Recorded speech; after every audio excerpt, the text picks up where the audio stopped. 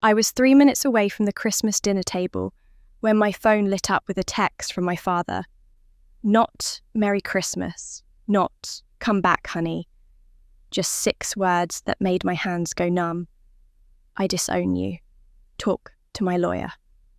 I stood there in the hallway listening to Luke's laughter, echoing from the dining room, the same brother who hasn't held a job in 8 months but gets praised like he's built an empire. The same family I've been secretly supporting for 12 years. $380,000, mortgage payments, credit card bills, insurance premiums, all sent quietly without asking for a thank you, because I thought love meant sacrifice. My finger hovered over the keyboard. Part of me wanted to beg, to ask what I did wrong, to apologize for existing.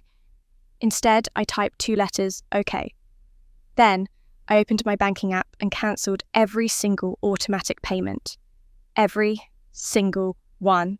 The sound of that final confirmation click felt like the first deep breath I'd taken in years. 48 hours later, my mother called, sobbing. The mortgage had bounced. The foreclosure notice had arrived. And in her panic, she said something that made my blood run cold, something about boxes in the garage. My grandfather's boxes, the ones my father never let me touch. Inside those boxes, I would find a truth that explained everything, why he never loved me, why I was always invisible, and why this house was never really his to begin with. Have you ever discovered that the people you sacrificed everything for were hiding a betrayal that changed your entire life? My name is Jenna Freeman. I'm 35 years old, a financial consultant who helps wealthy clients protect their assets and plan their futures. The irony isn't lost on me that I've spent over a decade securing other people's financial freedom, while quietly funding a family that doesn't even see me. I was 3 minutes away from the Christmas dinner table when my phone lit up with a text from my father. Not Merry Christmas, not Come back, honey. Just 6 words that made my hands go numb. I disown you. Talk to my lawyer. I stood there in the hallway listening to Luke's laughter, echoing from the dining room. The same brother who hasn't held a job in 8 months but gets praised like he's built an empire. The same family I've been secretly supporting for 12 years. $380,000, mortgage payments, credit card bills, insurance premiums, all sent quietly without asking for a thank you because I thought love meant sacrifice. My finger hovered over the keyboard. Part of me wanted to beg, to ask what I did wrong, to apologize for existing. Instead, I typed 2 letters, OK. Then, I opened my banking app and cancelled every single automatic payment. Every single one. The sound of that final confirmation click felt like the first deep breath I'd taken in years. 48 hours later, my mother called, sobbing.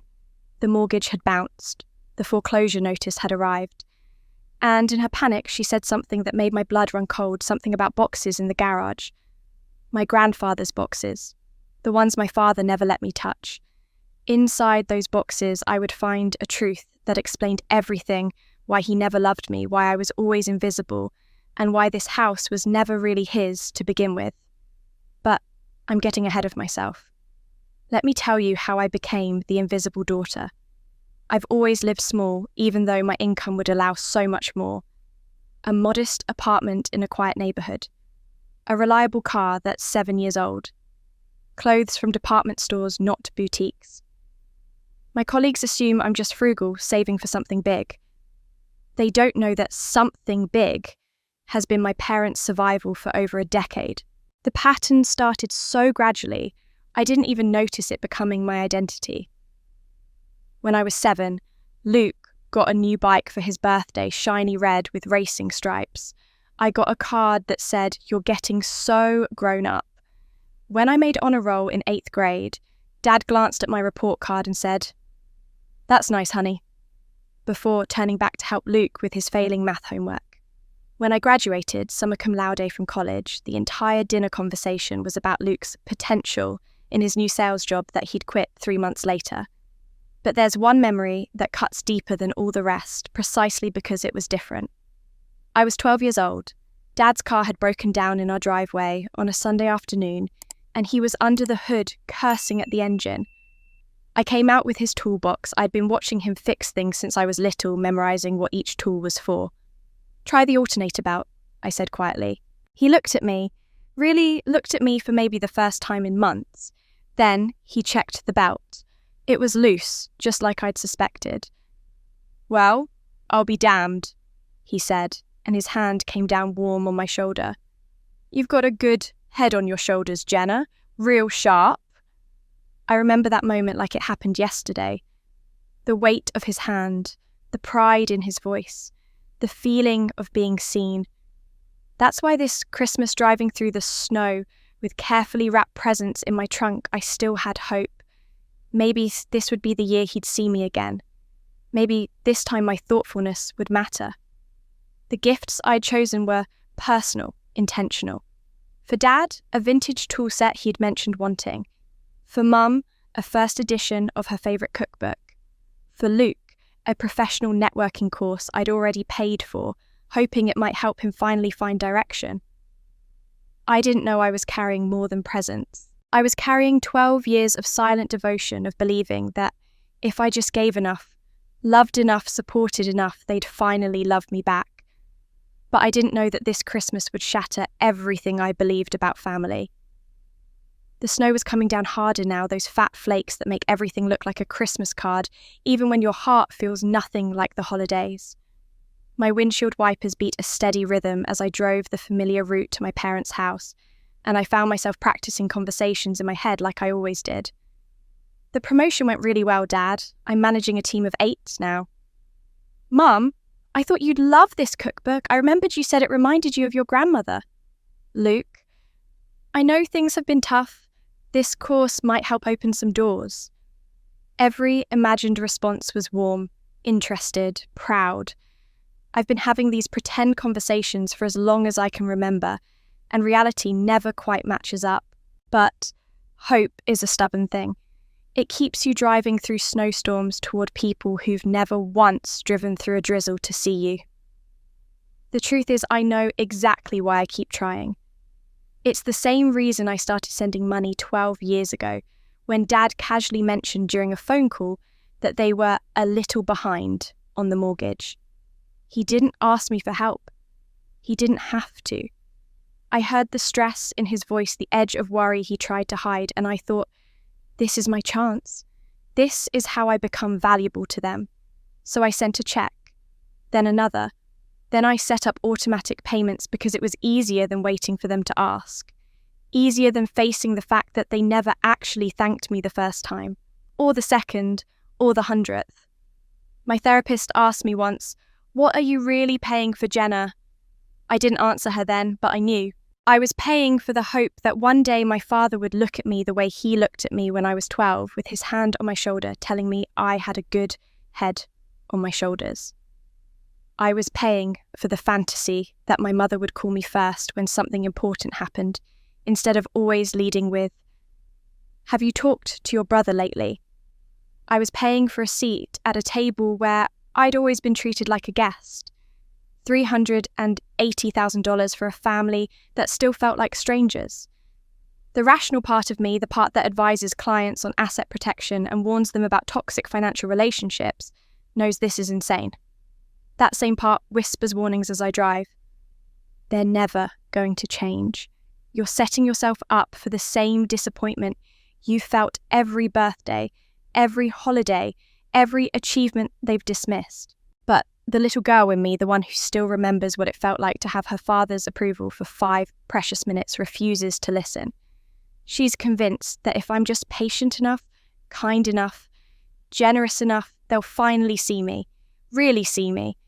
I'd noticed something different in Mom's voice over the past few weeks. A tightness, a quick change of subject when I asked how things were going. During our last call 3 days ago, I'd heard Dad's voice in the background, sharp and irritated, and Mum had rushed off the phone with a hurried, "Everything's fine, sweetheart, just holiday stress." I should have pressed, should have asked more questions, but I'd assumed it was the usual end-of-year chaos, bills, preparations, the strain of pretending everything was perfect for the neighbours. Mum had always been a worrier during the holidays, fussing over whether she'd bought enough groceries or if the house looked presentable enough. Looking back now, I can see that her anxiety was different this time. More urgent, more afraid. But I was too focused on my own hope to notice the warning signs, too wrapped up in my fantasy of finally having the Christmas I'd always wanted, where my father would open his gift and smile at me with genuine warmth, where my mother would hug me and say, "I'm so proud of you," where Luke would acknowledge just once that I'd been supporting him while he figured his life out. I pulled into their driveway at exactly 6 o'clock. I'm always exactly on time, never late, never early enough to inconvenience them. I've perfected the art of being present without being intrusive, of existing, without taking up too much space. The house looked warm from the outside windows, glowing yellow against the early winter darkness. I could see Mum moving around in the kitchen, probably putting final touches on dinner. For a moment, I let myself believe this would be the year everything changed. I gathered the presents from my trunk, balanced them carefully in my arms, and walked up the shoveled path to the front door. My heart was doing that stupid, hopeful thing it always does, beating a little faster with anticipation. I didn't realise Mum's anxiety was a warning sign of what was coming. Mum opened the door before I could knock, and I saw it immediately, that tight smile that didn't reach her eyes, the way her hands twisted the dish towel she was holding, like she was wringing out something she couldn't say. "Jenna, honey, you made it," she said, pulling me into a quick hug that felt more like obligation than affection. Come in. You must be freezing." The house smelled like roast turkey and Mum's famous cranberry sauce scents that should have felt like home but somehow always made me feel like a visitor. I could hear Dad's voice from the living room, loud and animated, and Luke's responding laughter. They were watching a football game, I realised. The same pre-dinner ritual they'd had for years, the one I'd never been invited to join. I set the presents under the tree, a modest Douglas fir with the same ornaments they'd had since I was a child, and noticed Luke's contributions were already there. 2 gift bags, the kind you buy at the drugstore with tissue paper sticking out the top. No thought, no effort, but they'd be received with the same enthusiasm, as if he'd hand-carved them. "Dinner's almost ready," Mum said, disappearing back into the kitchen before I could offer to help. I stood there in the living room doorway, watching Dad and Luke on the couch, beers in hand, completely absorbed in the game. Neither of them looked up. "Hey, Dad, hi Luke," I said, forcing brightness into my voice. "Hey," Luke mumbled, eyes still on the screen. Dad raised his beer in acknowledgement, but didn't turn around. Game's almost over, 2 minutes left. So I sat in the armchair Mum had reupholstered last spring, the one that faced away from the TV, and waited. This, too, was part of the ritual. The waiting, the accommodating, the making myself small enough not to be an interruption. When we finally sat down at the dinner table 20 minutes later, I'd already started feeling that familiar tightness in my chest, the one that comes from trying to convince yourself you're overreacting when you know deep down that you're not. Dad carved the turkey with the same running commentary he gave every year about the proper technique, the importance of letting it rest, the superiority of his method over whatever trendy approach some celebrity chef was promoting. Mum brought out dishes with nervous energy, and Luke helped himself to rolls before anyone had even said grace. "So Luke," Dad began before the prayer I knew wasn't coming. "Tell us about this new opportunity you mentioned." Luke straightened up, suddenly animated. "Oh man, Dad, it's really exciting. There's this guy I met at the gym. He's got connections in real estate investment and he thinks I'd be perfect for his team. It's all about networking, building relationships, getting in on the ground floor of something big." "That's my boy," Dad said, his face lighting up with pride I'd seen 1,000 times, but never directed at me. That's exactly the kind of initiative that separates successful people from the rest. You've always had that entrepreneurial spirit. Luke had been unemployed for 8 months. Before that, he'd quit his sales job after 4 months because his manager didn't understand his vision. Before that, he'd been fired from a marketing position for not showing up. But Dad saw initiative, vision, spirit. What about you, Jenna? Mom asked softly, and I felt a flicker of gratitude for her attempt to include me.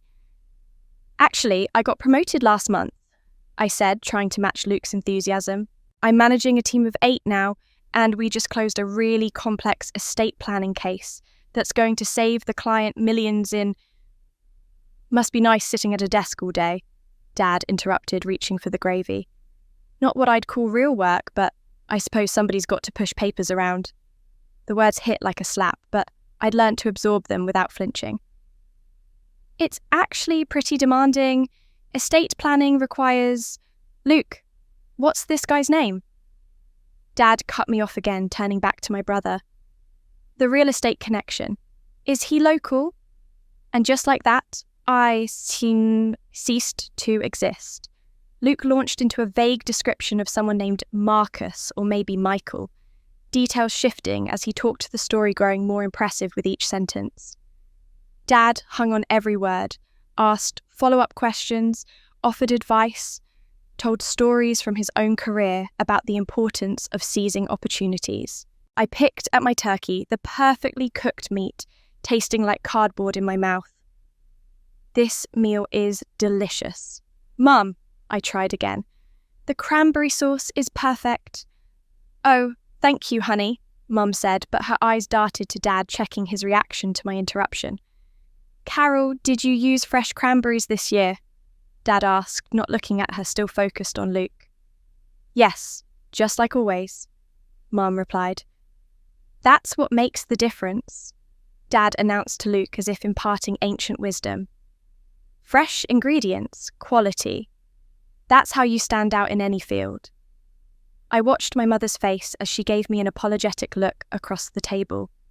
That look I'd seen my entire life, the one that said, I'm sorry, but what can I do?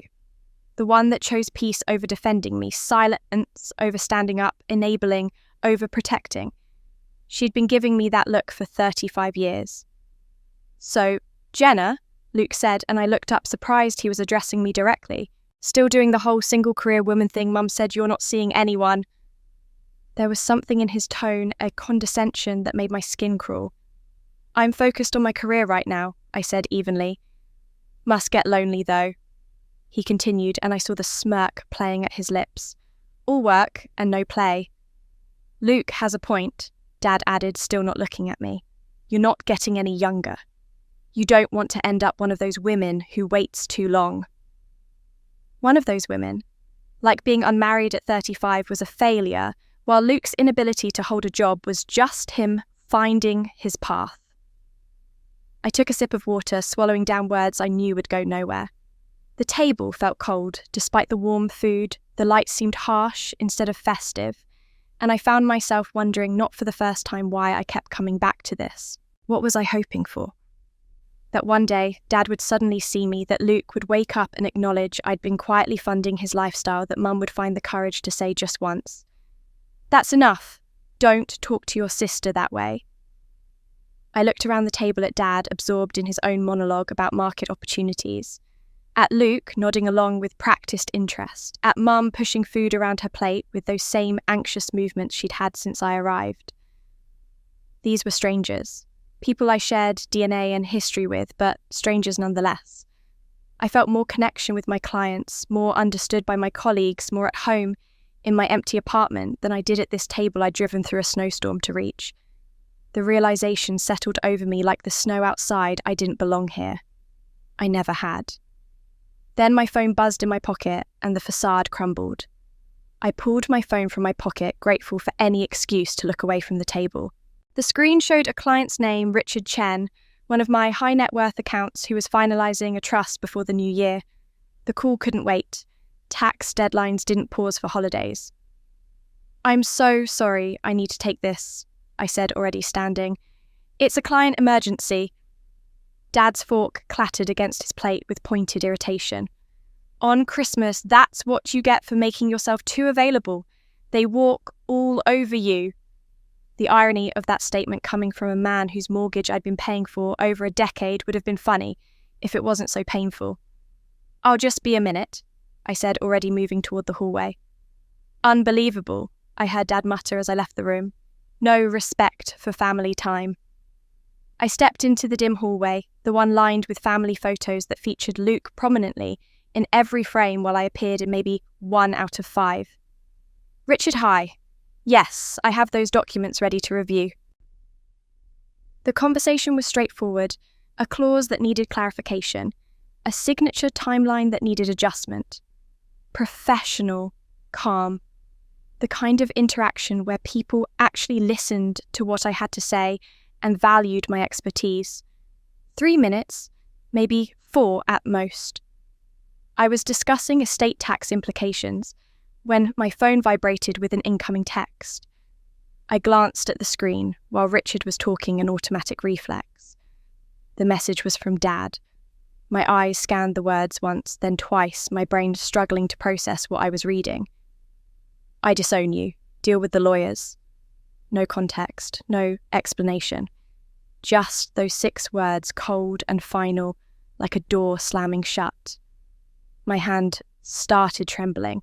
Richard was still talking about beneficiary designations, but his voice sounded distant, like he was speaking from underwater. Richard, I'm sorry, something just came up. Can I call you back in 30 minutes? Thank you. I stared at the message, reading it again, and again, trying to find some other meaning in those words, some way they could be interpreted that didn't feel like my entire existence being erased. I disown you. Not I'm disappointed. Not we need to talk. Not even you've embarrassed me in front of the family. I disown you. Like I was a mistake that could be corrected with a single text message. Like 35 years could be deleted with 11 words and a period. My chest felt tight, that familiar sensation of trying to breathe while someone sits on your rib cage. Part of me wanted to burst back into that dining room and demand an explanation. To ask what I'd done that was so terrible it warranted disownment. To beg him to tell me how to fix it. But I knew with the same certainty I'd known my entire life that there was no fixing this. There never had been. You can't fix a relationship where you were never truly wanted in the first place. I heard footsteps behind me. Luke appeared in the hallway, probably coming to see what was taking me so long, or maybe to gloat about whatever new praise Dad had given him in my absence. Everything okay out here? He asked, but there was something in his voice that wasn't concern. Curiosity, maybe, or anticipation. I was still staring at my phone when he moved closer, close enough to see the screen over my shoulder. I should have turned away, should have protected that moment of private humiliation, but I was frozen. Luke read the message.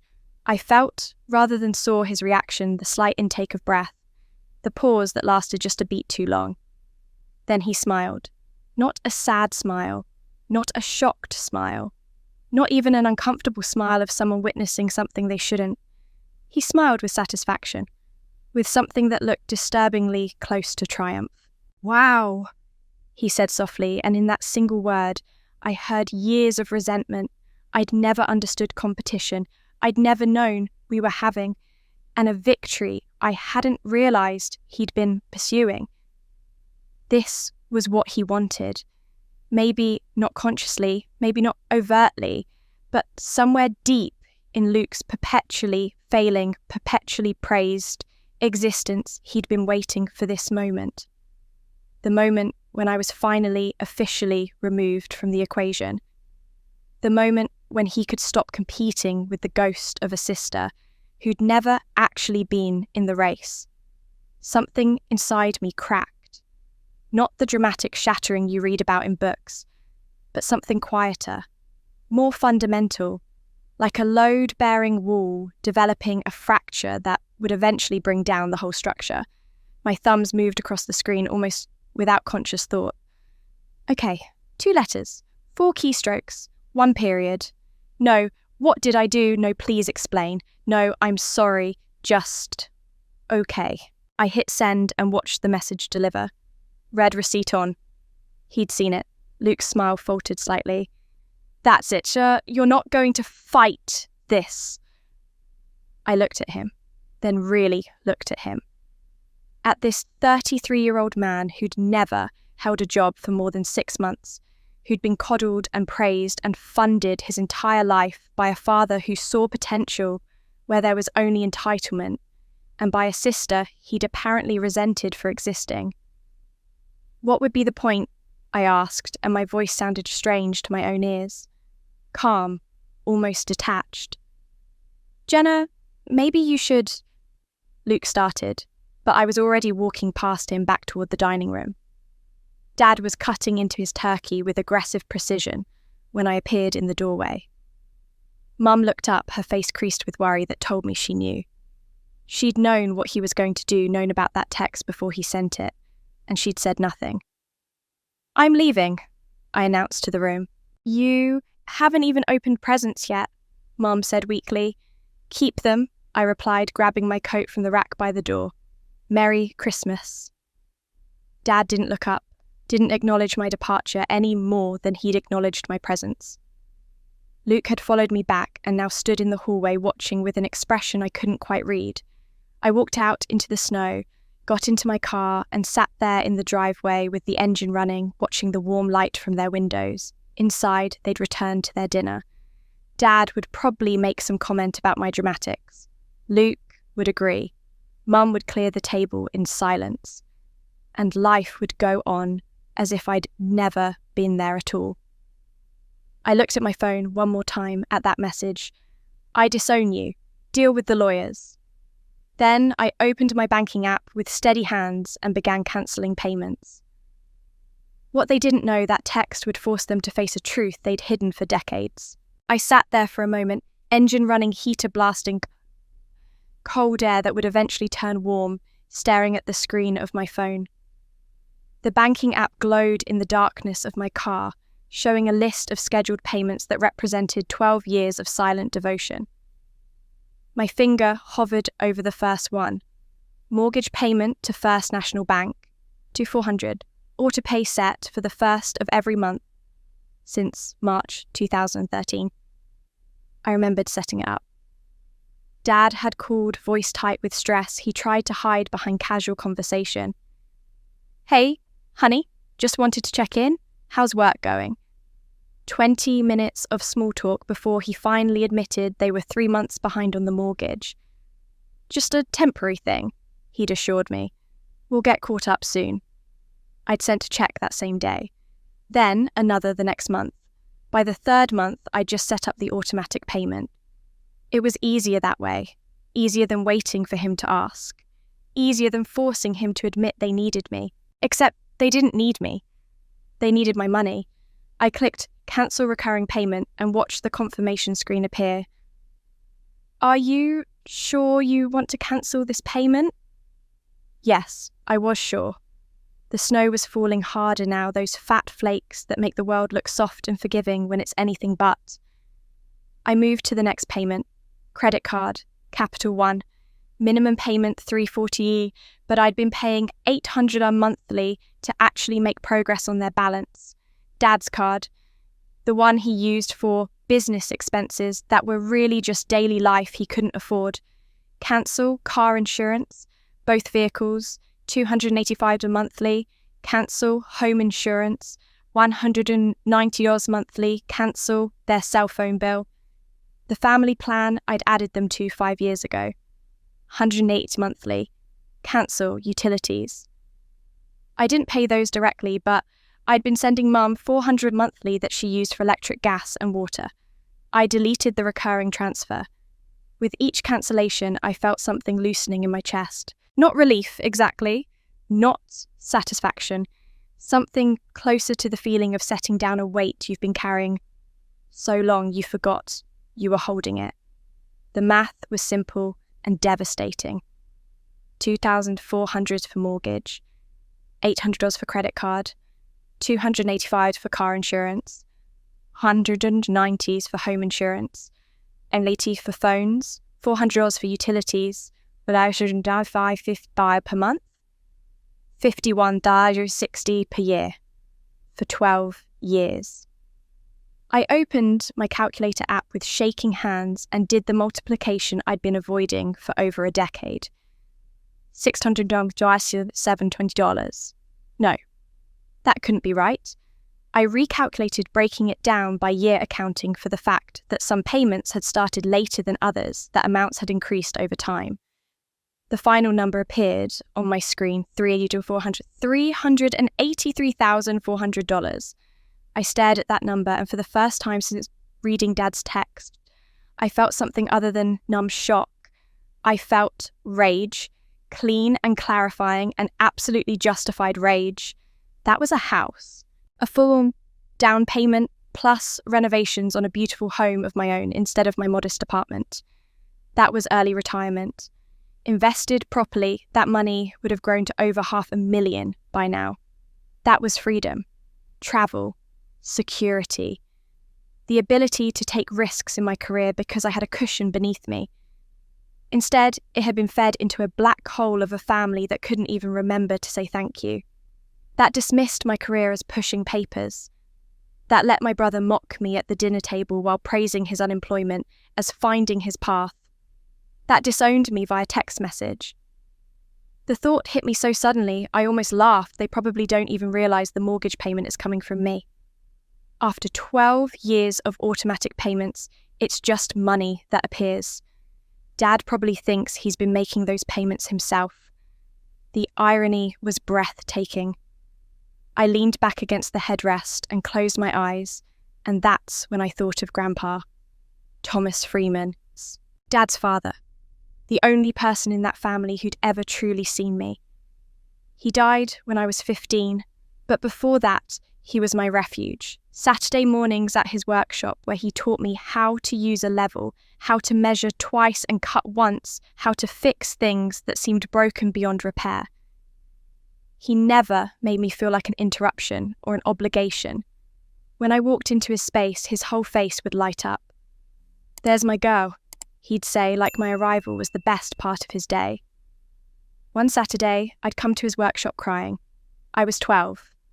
Dad had spent the entire morning helping Luke with a science project, a volcano that kept collapsing while dismissing my own project as good enough with barely a glance.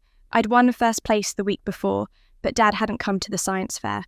He'd been at Luke's soccer game watching him warm the bench. Grandpa set down his tools when he saw my tears.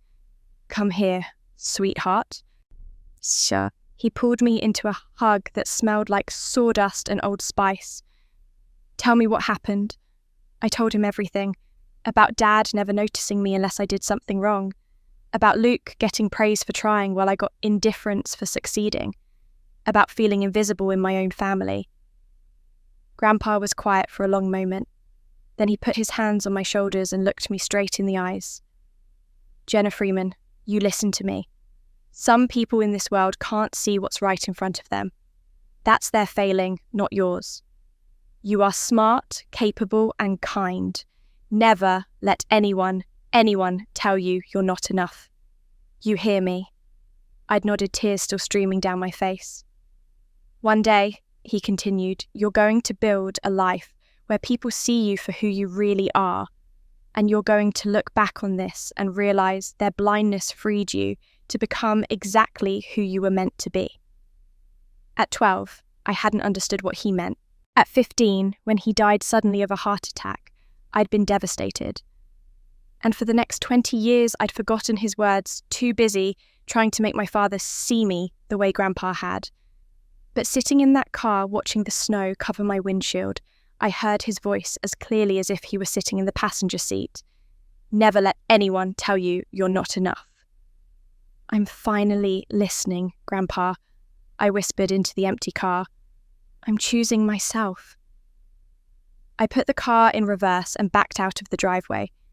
In my rearview mirror, I could see the warm glow of their windows, the picture-perfect Christmas scene.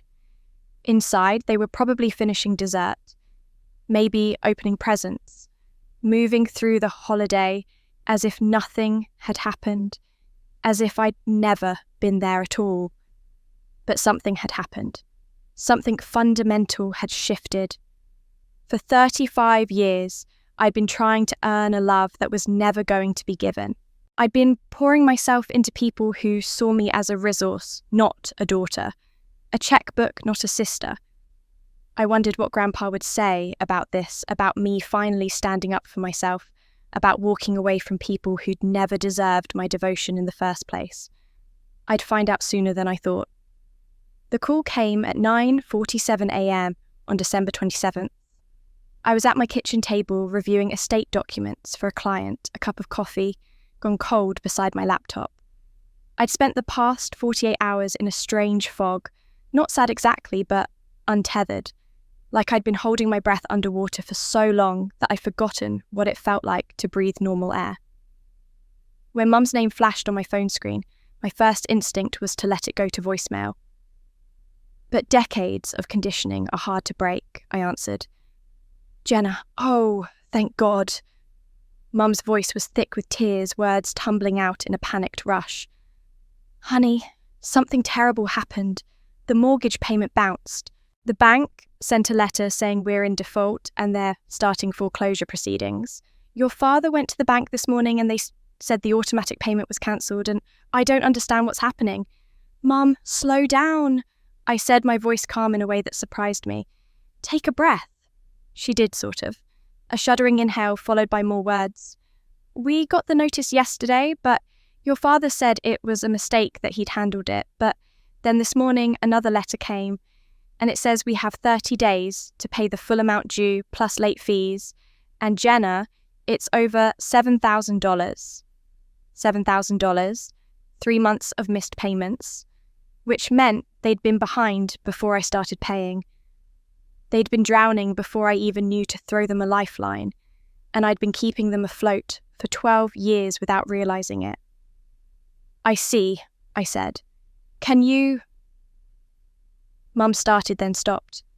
I could hear her crying, trying to compose herself. Could you maybe call the bank? You're so good with financial things, and maybe if you explained that it was a mistake... It wasn't a mistake, Mum. Silence. The kind that feels heavy, loaded with realisation. What do you mean? Her voice had dropped to almost a whisper. I cancelled the mortgage payment and the credit cards, insurance, utilities, all of it. But why would you... She stopped again. I heard Dad's voice in the background, loud and sharp. Is that her? Give me the phone. Richard, please, I'm trying to... Give me the damn phone, Carol. A shuffling sound. Then Dad's voice came through tight with barely controlled rage. What the hell do you think you're doing? You're destroying this family. The irony was so thick I almost laughed. Dad disowned me. I'm just respecting his wishes. That's not, you can't just... He sputtered, searching for words. You have a responsibility to this family. I had a responsibility. I corrected, my voice still unnaturally calm. Past tense. You ended that responsibility when you sent that text. Don't be dramatic. You know I didn't mean.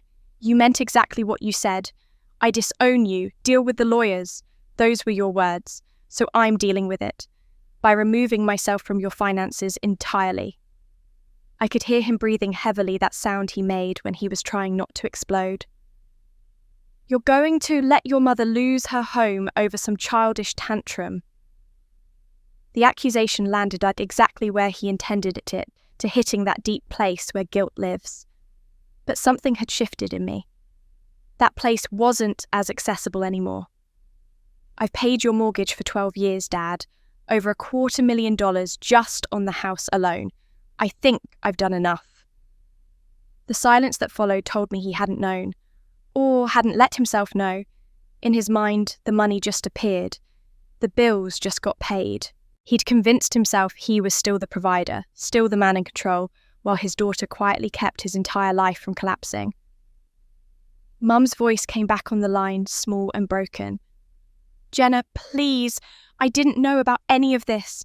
I swear I didn't know you were paying so much. I believed her. Mum had never been involved in the finances. Dad handled the money, made the decisions, controlled the information. She just existed in the house he claimed to provide, wearing blinders he'd carefully positioned. I know you didn't, Mum. Then please, if you could just help us one more time, we'll figure something out, No. The word came out firmer than I intended. I'm sorry, but no. She was crying again, that quiet, desperate crying that had been the soundtrack of my childhood. I don't know what to do. We're going to lose the house. We'll have to move and we can't afford rent anywhere and all our things... Her voice hitched. I was going to clear out the garage to try to sell some things. Antiques, old furniture, anything that might help. There are boxes of your grandpa's stuff that have been sitting there since he died. Do you want them before I donate them? Something in my chest tightened. Grandpa's things. I'd asked about them when he died, asked if I could have something to remember him by. Dad had said everything was being stored, that we'd go through it together when things settled down. 20 years later, his belongings were still sitting in their garage untouched. What kind of boxes? I asked, my voice suddenly not so steady. I don't know, honey. Tools, maybe papers. Your father never wanted to deal with them, said it was too painful. But I need to clear space, and I thought before I called the donation centre, I'll come get them. The words were out before I fully processed them. Today, I'll be there in an hour. Oh, Jenna, thank you. And while you're here, maybe we could talk about... Just the boxes, Mum. That's all. I hung up before she could respond, before the guilt could claw its way back in, before I could be convinced that their crisis was my responsibility to solve. But my hands were shaking as I grabbed my keys. Grandpa's things. The man who'd seen me loved me, believed in me. The man whose words had given me the strength to finally choose myself. Dad had kept his belongings locked away for 2 decades, never mentioned them, never offered me anything of his. And now, in a desperate scramble to save themselves, they were willing to throw away his memory like garage sale junk. I drove to pick up those boxes, my heart pounding with something that felt like anticipation mixed with dread, not knowing they held the key to everything. Mum was waiting on the front porch when I pulled up her arms wrapped around herself against the cold, even though she was wearing a thick cardigan. She looked smaller than I remembered older. The past 48 hours had carved new lines around her eyes. Thank you for coming, she said as I approached, her voice tentative, like she wasn't sure if I'd accept even that much gratitude. Where are the boxes? In the garage. I pulled them out for you. There are 5 of them. She hesitated. Jenna, about the house? I'm just here for Grandpa's things, Mum. She flinched but nodded, leading me around to the side garage door. Dad's car wasn't in the driveway, I noticed. Probably at the bank trying to figure out how to solve a problem he'd never acknowledged existed. The boxes were stacked near the garage door, cardboard gone soft with age, layers of dust coating the tops. Someone had written Tom's stuff in faded marker on each one, not Dad's things or Thomas's belongings, just Tom's stuff, like he was someone they'd known casually, not the man who'd built this house with his own hands. Do you need help loading them? Mum asked. I've got it. I picked it up the first box. It was lighter than I expected. I carried it to my car, then came back for the second.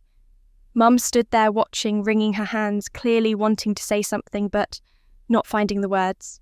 By the 4th box, she tried again. Your father didn't mean what he said on Christmas. He was just upset about what Mum, about me taking a 3-minute phone call, or about me existing in a way that inconveniences him. Her face crumpled. It's more complicated than that. It really isn't. I picked up the 5th box. Thanks for saving these. I'm glad they're not going to strangers.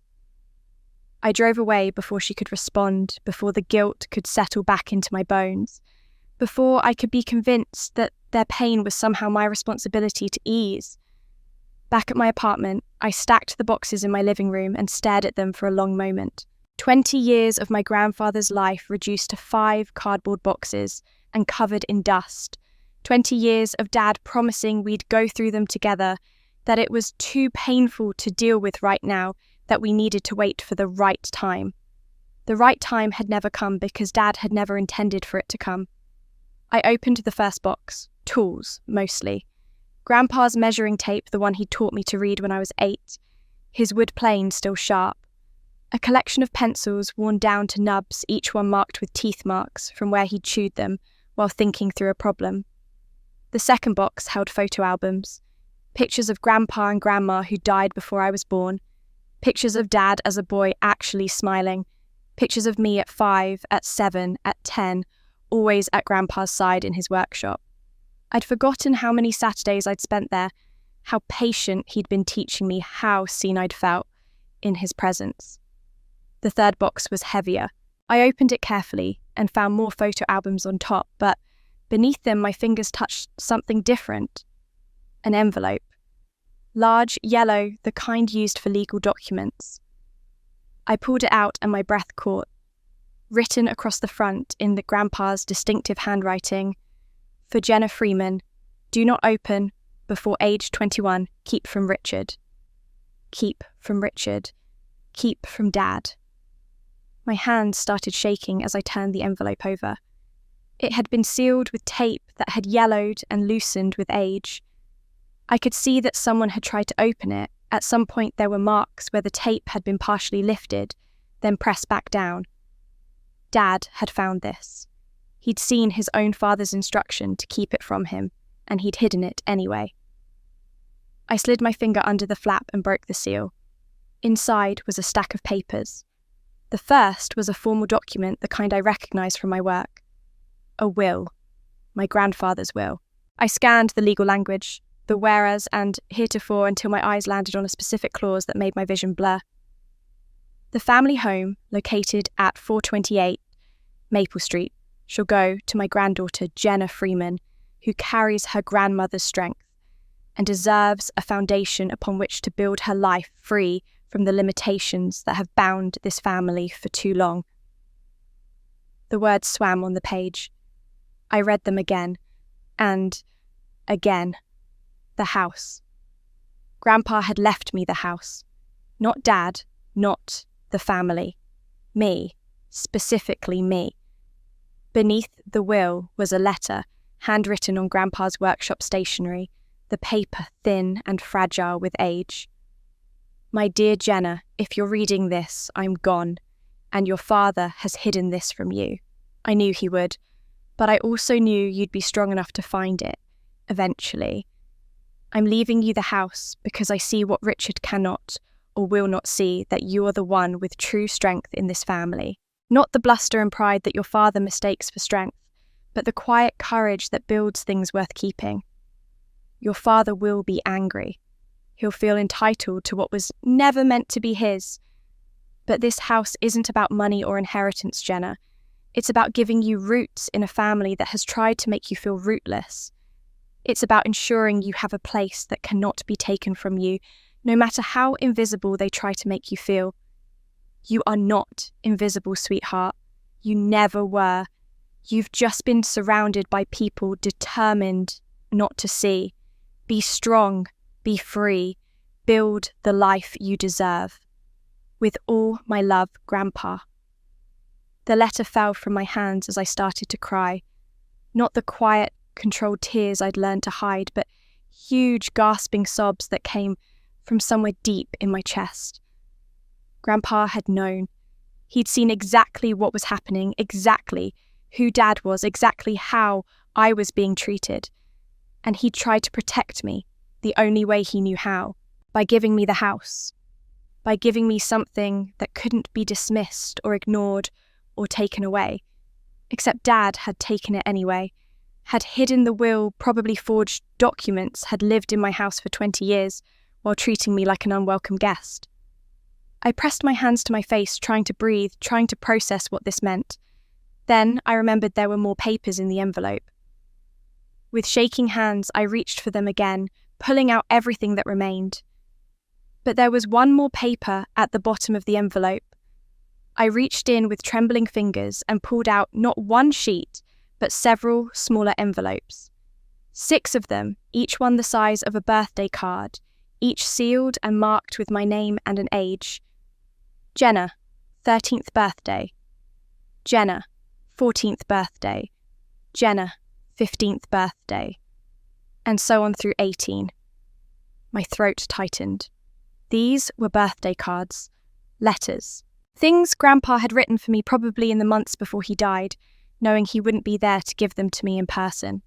Things Dad had intercepted and hidden. I opened the first one with shaking hands, the envelope for my 13th birthday.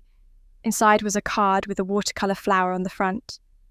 Grandpa's handwriting filled the inside. My dear Jenna, you're 13 today, becoming a young woman with more grace and intelligence than most adults I know. I want you to remember something important. Your worth is not determined by how loudly you speak or how much attention you demand. Some of the strongest people in the world are quiet, steady, observant, like you. Never let anyone make you feel small for being thoughtful. Happy birthday. Love, Grandpa. I pressed the card to my chest, barely able to see through my tears. The 14th birthday card talked about a project I'd done on marine biology, how proud he was of my curiosity about the world. The 15th mentioned a poem I'd written that won a school contest, a poem I'd forgotten about that no one else in my family had acknowledged.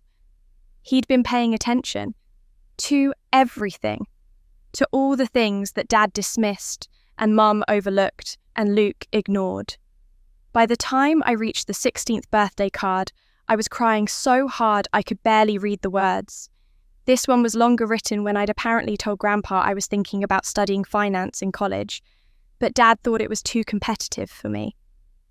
Don't let anyone tell you what you're capable of, Jenna, especially not people who are threatened by your success. You have a mind for numbers and patterns that I've rarely seen. You'll do remarkable things if you trust yourself. The 17th birthday card was written just months before he died. I could tell because the handwriting was slightly shakier, the letters not quite as confident. Jenna, I know this year has been hard. I see how they treat you at family dinners, how they talk over you, how they save all their praise for your brother, who hasn't earned a fraction of what you have. It breaks my heart. But please know this, their blindness is not your fault. You shine whether they see it or not. Then I opened the last envelope, my 18th birthday, the one I'd spent crying in my dorm room because no one from my family had called until 9 p.m, and even then, it was just Mum with a rushed, "Happy birthday, honey, your father says hello." Grandpa had died 3 weeks before that birthday. I'd been 17 and devastated losing the only person who'd ever made me feel valued, but he'd written this card knowing he wouldn't be there to give it to me. My dearest Jenna, I know I won't survive this surgery. The doctors are optimistic, but I can feel my body telling me it's time. I'm not afraid of dying, but I am heartbroken that I won't be there to see the woman you become. Though, I suppose I already know. You're going to be extraordinary. You're going to build a life that matters. Help people make a difference in ways your father can't comprehend because he's too busy measuring worth in all the wrong ways. I wish I could be there for your graduations, your career successes, your wedding, if you choose to marry your children, if you choose to have them. But even though I won't be there in person, please know that I see you. I've always seen you. You are not invisible, sweetheart. You never were. You've just been surrounded by people who chose not to look. Find the will, Jenna. Fight for what's yours. Not because of the money or the house, but because you deserve to know that someone believed you were worth protecting. I love you more than words can say. Happy 18th birthday. Love, always, Grandpa. I sat there on my living room floor, surrounded by boxes and letters, and 20 years of stolen love, and sobbed until I had no tears left. He'd known he was dying. He'd spent his final days writing birthday cards for a granddaughter he'd never see, grow up trying to leave pieces of himself behind to guide me through the years he'd miss. And Dad had taken them, had hidden them, had let me spend my 18th birthday alone and grieving, thinking no one cared when Grandpa had left me words of love and encouragement that I desperately needed. It took me 20 minutes to compose myself enough to think clearly. When I finally could, I picked up my phone and searched for probate attorneys in my area. I found one with good reviews who specialised in estate disputes and will contests. I called the office. A receptionist answered. "I need to speak with an attorney about a will." I said, my voice still rough from crying. "It's 20 years old, and I just discovered it was hidden from me. The property mentioned in the will has been occupied by someone else this entire time." "Let me connect you with Attorney Morrison." "One moment." A man's voice came on the line, professional and calm. "This is James Morrison. I understand you have questions about an old will. Can a 20-year-old will still be valid if fraud is proven?" I asked directly. "If someone deliberately hid it and forged documents to take property that was left to someone else?" There was a pause. "Yes, if you can prove intentional fraud and concealment, statutes of limitation can be extended. The clock doesn't start until the fraud is discovered." "Do you have the original will?" "I have a copy. It explicitly names me as the beneficiary of a property. My father has been living in that property for 20 years. He hid the will." "And you just discovered this today, in boxes my mother was about to donate?" Another pause. "Ms. Freeman, I'd like to see that will and any other documentation you have. Can you come in tomorrow morning? This sounds like a significant case." "Yes, absolutely. 9 a.m. I'll be there." I hung up and looked at the papers scattered around me. The will, the letters, the proof that I'd been loved, seen, valued by someone who mattered. The lawyer said yes. And that's when I decided to fight for Grandpa's wishes, not just for me. The email from Dad arrived at 10:47 p.m, just as I was carefully placing Grandpa's letters back in their envelopes, handling them like the precious artifacts they were. The subject line read, "Legal action." I opened it, my heart steady in a way it had never been when dealing with my father. "Jenna, I've consulted with my attorney and you need to understand the severity of your actions. You are legally obligated to continue financial support that you voluntarily established. Cutting off funds without notice to elderly parents constitutes abandonment and elder financial abuse. We are prepared to file suit for breach of familial duty, emotional distress, and financial damages. You have 48 hours to restore all payments and issue a formal apology, or we will proceed with legal action." This is not a threat. It's a promise, Dad. I read it twice, waiting for the familiar panic to set in, the guilt, the desperate need to fix things and make him not angry at me. Nothing came. Instead, I felt something close to amusement. He'd consulted with an attorney who'd apparently told him exactly what he wanted to hear, or he was bluffing, hoping the threat alone would bring me back in line. Either way, he'd made a critical mistake. He'd put his threats in writing. I opened my laptop and began composing a response. I attached 3 photos, the front of Grandpa's will showing my name as beneficiary of 428 Maple Street, the letter Grandpa had written explaining he knew Dad would hide it, and the envelope marked "Keep from Richard." Then I typed, "Dad, I've also consulted with an attorney, specifically a probate attorney who specialises in will fraud and property disputes. Attached, you'll find documents that have been in your possession for 20 years, documents you deliberately hid from me. The house at 428 Maple Street was left to me by Grandpa. You've been living in my property, likely forged documents to claim ownership, and spent 2 decades ensuring I never learned the truth.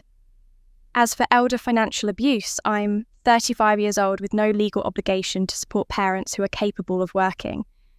The 300,400 I've given you over 12 years was a gift, not a binding contract. Gifts can be discontinued at any time. However, property fraud is a crime. Identity theft is a crime. Forgery is a crime. My attorney will be in touch regarding recovery of my inheritance and investigation into how you managed to live in a house that was never legally yours. You disowned me on Christmas. I'm simply accepting that decision and its consequences. Jenna. I read it over 3 times, checking for emotion, for weakness, for any opening he could exploit. Finding none, I hit send. Then I turned off my phone and went to bed sleeping better than I had in weeks. The next morning, I woke to 17 missed calls. 12 from Dad's number, 5 from Mum's, no voicemails from Dad, 5 increasingly frantic voicemails from Mum. I listened to them while making coffee, Mum's voice progressively more desperate with each message. Jenna, please call me back. Honey, your father needs to talk to you. Jenna, I don't know what's happening, but your father is very upset. Please, sweetheart, just call us back so we can talk about this. Jenna, I'm worried. Your father locked himself in his office and won't come out. What did you send him? For the first time in our relationship, Dad had gone completely silent. No angry calls where he yelled over me, no texts full of accusations, nothing, just guilty silence. I called Mum back at 8:30, giving myself 30 minutes before my appointment with Attorney Morrison. She answered on the first ring. Jenna, oh, thank God. What did you send your father? He's been locked in his office for hours. He won't talk to me. He just keeps saying he needs to think. I sent him proof that Grandpa left me the house in his will and that Dad has been hiding it for 20 years. The line went so quiet I thought the call had dropped. Mum, that's not possible. Her voice was barely a whisper. Your grandfather's will left everything to your father. There was a small amount in savings, but the house went to Richard. I was there when the lawyer read it. You were there when a lawyer read a will, but it wasn't Grandpa's real will. I have the original in my hands right now. Dated, signed, witnessed, leaving 428 Maple Street to me. But that would mean... She trailed off as the implication settled in. It means Dad committed fraud. It means he's been living in my house while treating me like I was worthless. It means every time I sent him mortgage payments, I was actually paying for my own property without knowing it. Jenna, you don't understand. If this gets out, if people know your father's reputation, his reputation, I couldn't keep the edge out of my voice. Mum, he stole my inheritance. He hid birthday letters Grandpa wrote for me. He's committed multiple crimes, and you're worried about his reputation. I'm worried about all of us, her voice cracked, about what this will do to the family. What family, Mum? The one where Dad disowned me via text. The one where you stood by while they treated me like I was invisible. That family, she was crying now, those quiet tears that used to make me cave, used to make me apologize for existing. I have to go, I said not unkindly. I have a meeting with my attorney. Jenna, please don't do this. There has to be another way. I ended the call and silenced my phone. Then Luke called and revealed a side I'd never seen. I almost didn't answer. I was gathering my documents for the attorney meeting, placing Grandpa's will and letters carefully in a folder, when Luke's name flashed on my screen. Part of me wanted to let it go to voicemail, but curiosity won. What could Luke possibly have to say? Was he calling to defend Dad? To beg me to back down, I answered. What do you want, Luke? We need to talk. His voice was different from the smug tone he'd used at Christmas dinner. Colder, more controlled, almost businesslike. I have nothing to say to you. I'm on my way to meet with my attorney. About Grandpa's will. Yeah, I figured. There was a pause, and when he spoke again, his voice dropped lower. You really want to destroy this family, Jenna, because that's what you're doing. You're going to tear everything apart. Dad already tore it apart when he stole my inheritance and hid it for 20 years. You think that's going to make you feel better, going public with this, making Dad look like a criminal. Luke's laugh was harsh. You have no idea what you're opening up. The secrets that are going to come out. Something in his tone made my skin prickle. What are you talking about? I'm talking about the fact that maybe you should ask yourself why Dad treated you the way he did. Why he could never really see you as his daughter. Another pause, deliberate and calculated. Because you're not. The words hung in the air like smoke. For a moment, I couldn't process them, couldn't make them mean anything. What? You're not Dad's biological daughter, Jenna. Luke's voice was matter-of-fact now, almost casual. I've known since I was 18, heard them fighting about it when Dad got drunk one night. Raising another man's kid for 18 years, he said. Mum begged him not to say anything to keep the family together. And he did. We all did. Kept your little secrets safe. My legs felt weak. I sat down hard on my couch, the foam pressed so tight to my ear it hurt. You're lying. Am I? Think about it, Jenna. Really think about it. Why did he never look at you the way he looked at me? Why did every single one of your accomplishments feel like an insult to him? Why did he disown you so easily over a 3-minute phone call? Luke's voice softened into something almost pitying. Because you were never really his. You were just the price he paid to marry Mum. 35 years of rejection suddenly crystallized into horrible clarity. The favoritism, the dismissiveness. The way Dad could look right through me like I didn't exist. The ease with which he'd sent that text on Christmas. I disown you, not I'm disappointed, not you've hurt me. Just clean, simple disownment. Because I'd never been owned in the first place. Why are you telling me this? My voice sounded distant to my own ears. Because you need to understand what you're about to do. Luke's tone shifted again, becoming harder. You go forward with this werewolf thing you drag Dad to court and all of this comes out. Everyone will know. The whole family, all the neighbours. Your precious grandfather's legacy will be tainted by the scandal. Mum will be humiliated. And you'll be known as the bastard child who destroyed the family over money. There it was. Not concern, not even cruelty for its own sake. This was blackmail.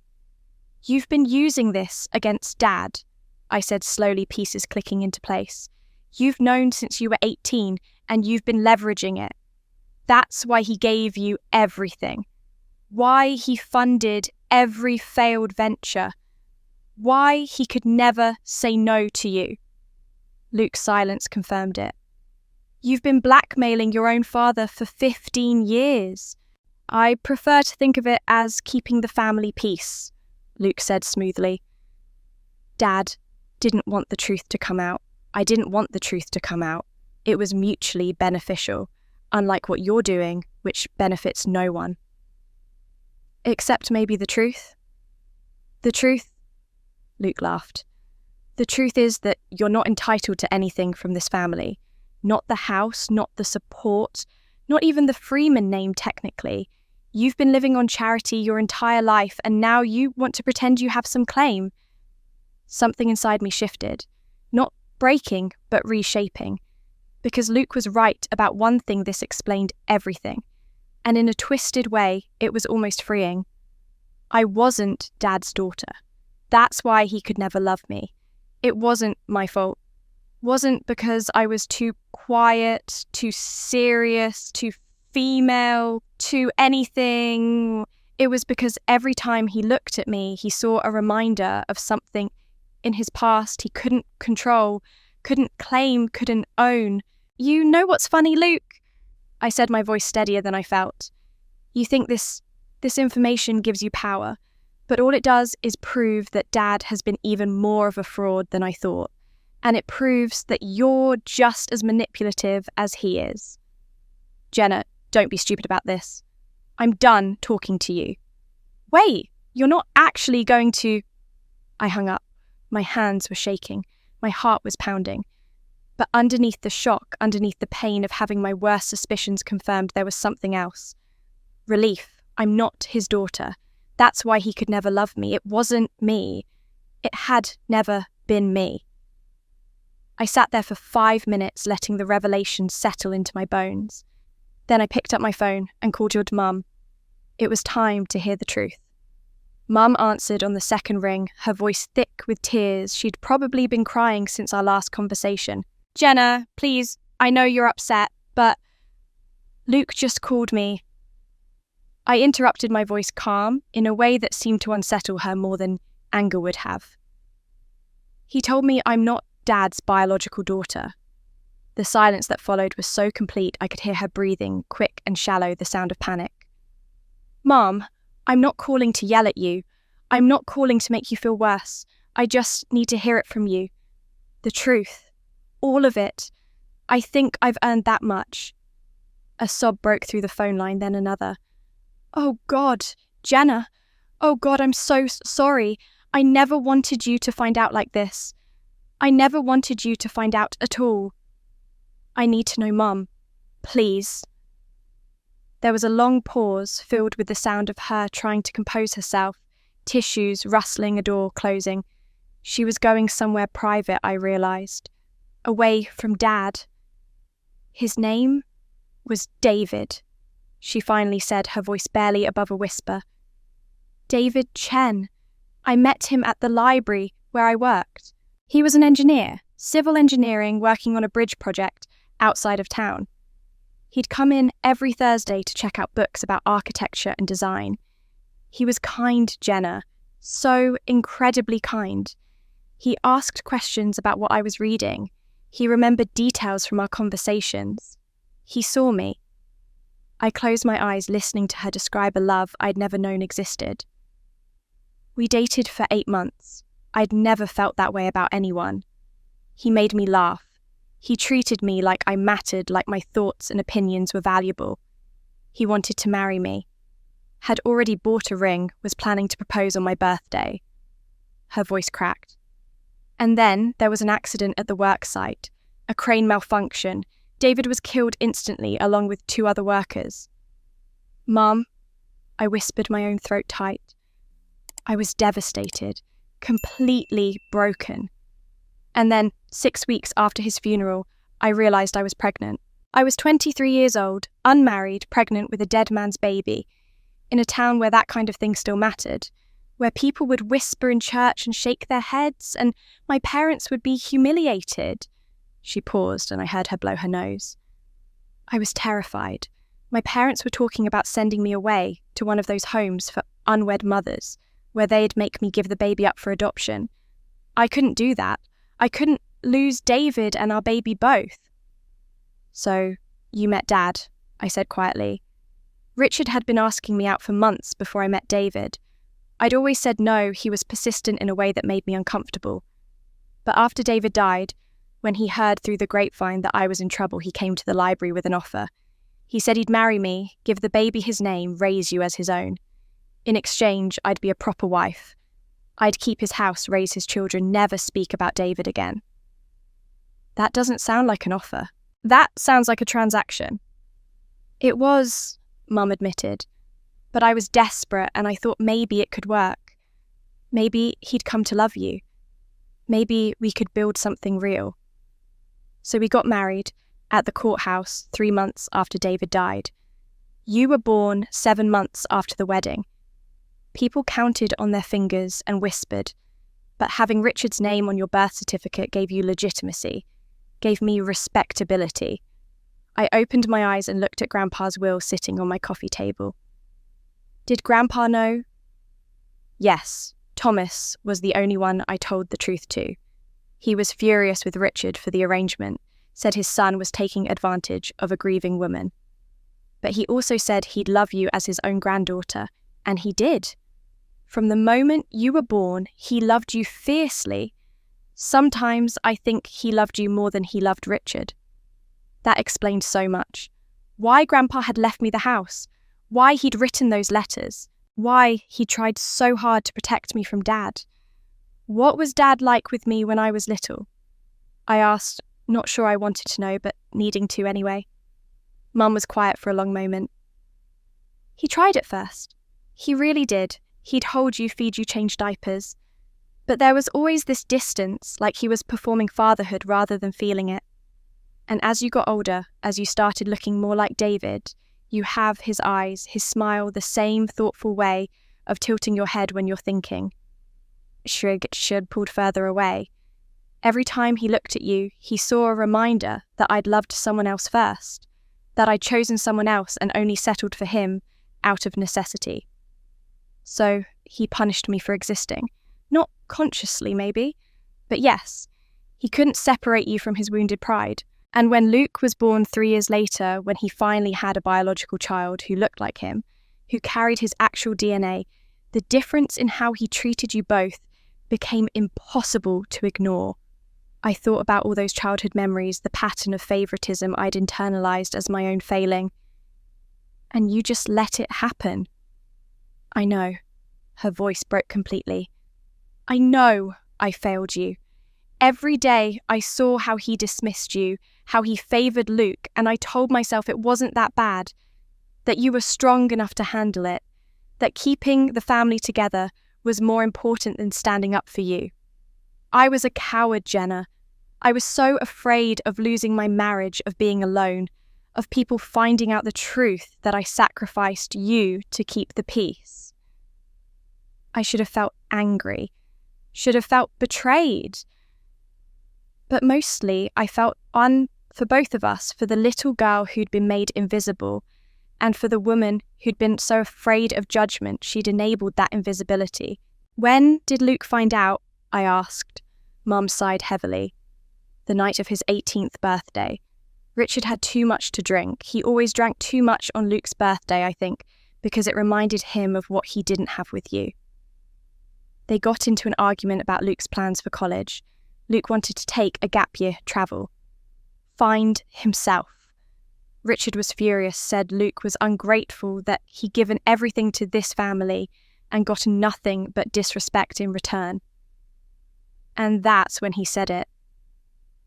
Luke had stormed upstairs, or we thought he had, but he was on the landing, listening, and Richard was drunk and angry and hurt, and he yelled at me.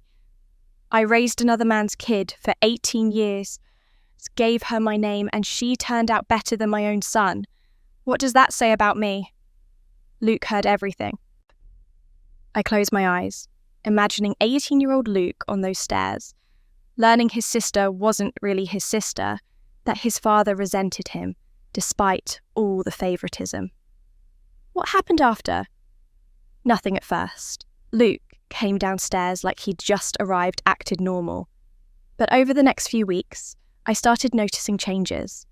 The way Luke would bring you up in conversations with Richard, always with this edge. Jenna seems really happy lately, doesn't she, Dad? Or, I wonder if Jenna knows how much you've sacrificed for her. Little comments that seemed innocent but made Richard tense up. He was testing Dad, seeing if he could use it. Yes, Mum's voice dropped to almost a whisper. And Richard knew it. I saw it happening, but I couldn't stop it without admitting I knew what Luke knew. So I watched my son slowly figure out he could manipulate his father using you as leverage. How bad did it get? It was subtle at first. Luke would hint at things and money would appear in his account. He'd mention how interesting family secrets could be, and Richard would co-sign a loan. It wasn't outright blackmail, Luke was too smart for that. He'd say things like, Dad, I've been thinking about family history lately. So many interesting stories we could tell. And Richard would immediately change the subject and offered help with whatever Luke needed. I thought back to all the times Dad had funded Luke's failures, the endless second chances, the praise for nothing. Dad wasn't just favouring him, he was paying him to keep quiet.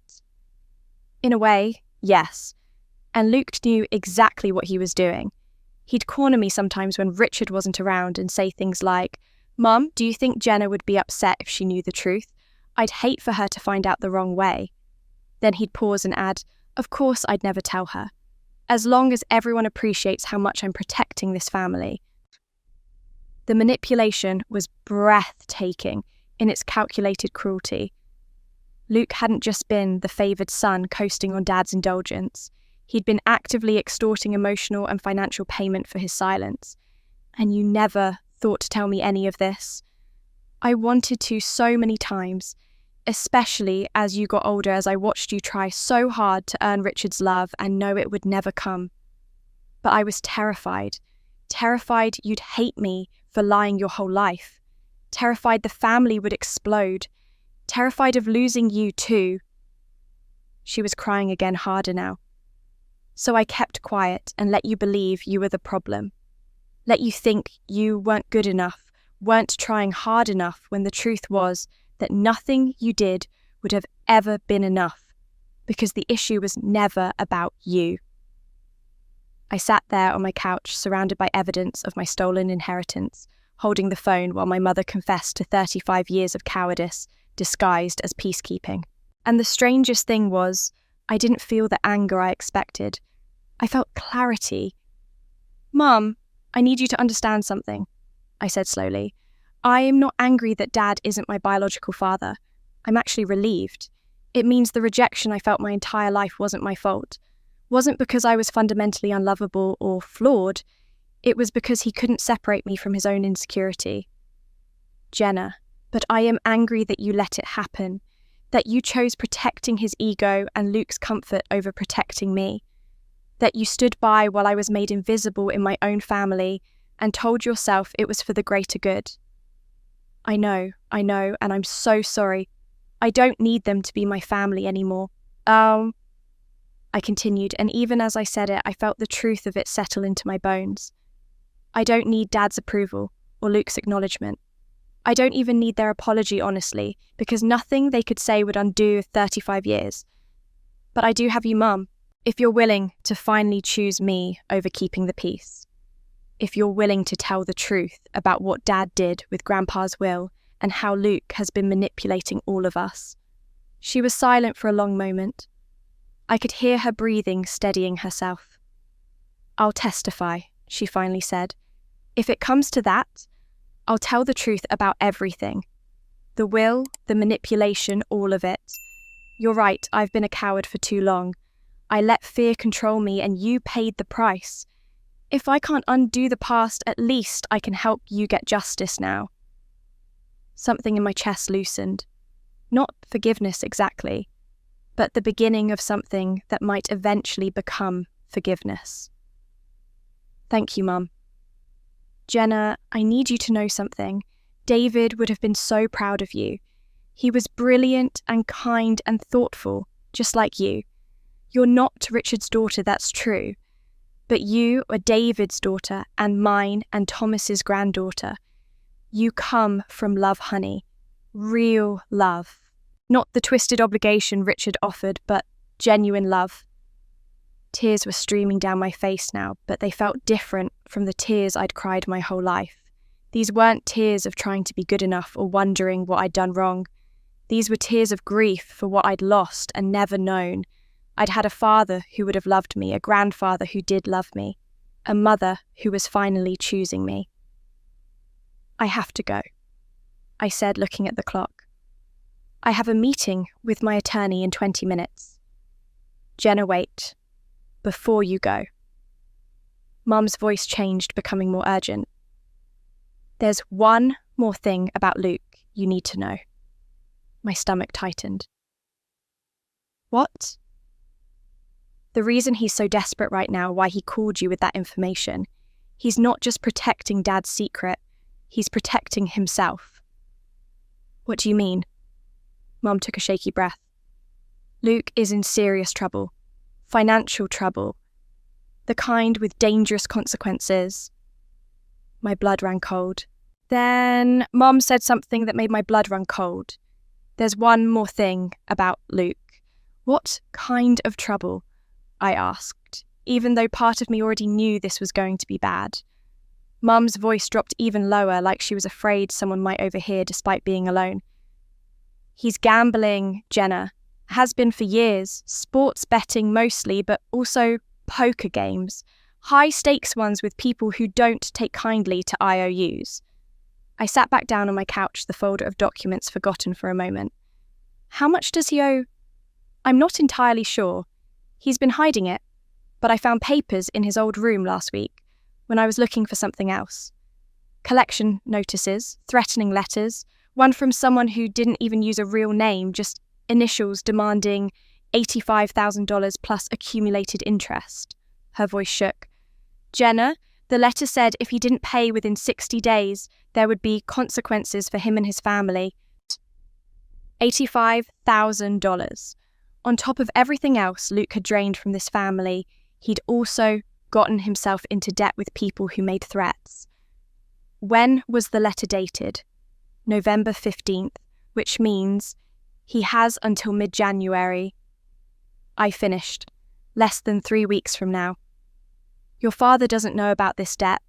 At least I don't think he does. But Luke has been increasingly desperate, asking for money more frequently, getting angry when Richard hesitates. I think that's why he was so smug when your father sent that text on Christmas. He thought you leaving would mean more money available for him.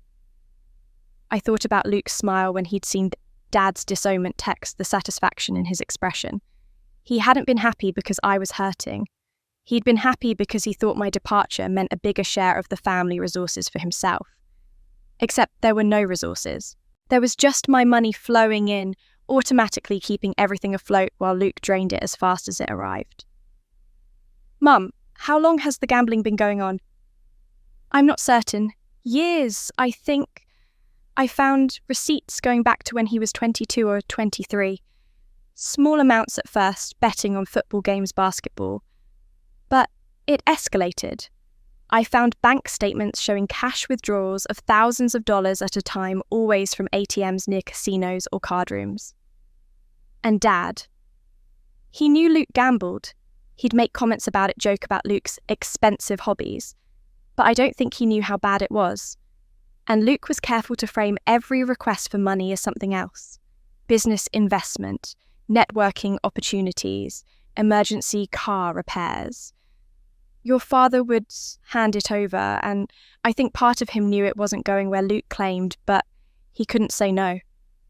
Because Luke had leverage, the secret about my paternity, the threat of exposure that would destroy Dad's image as the family patriarch, the man in control.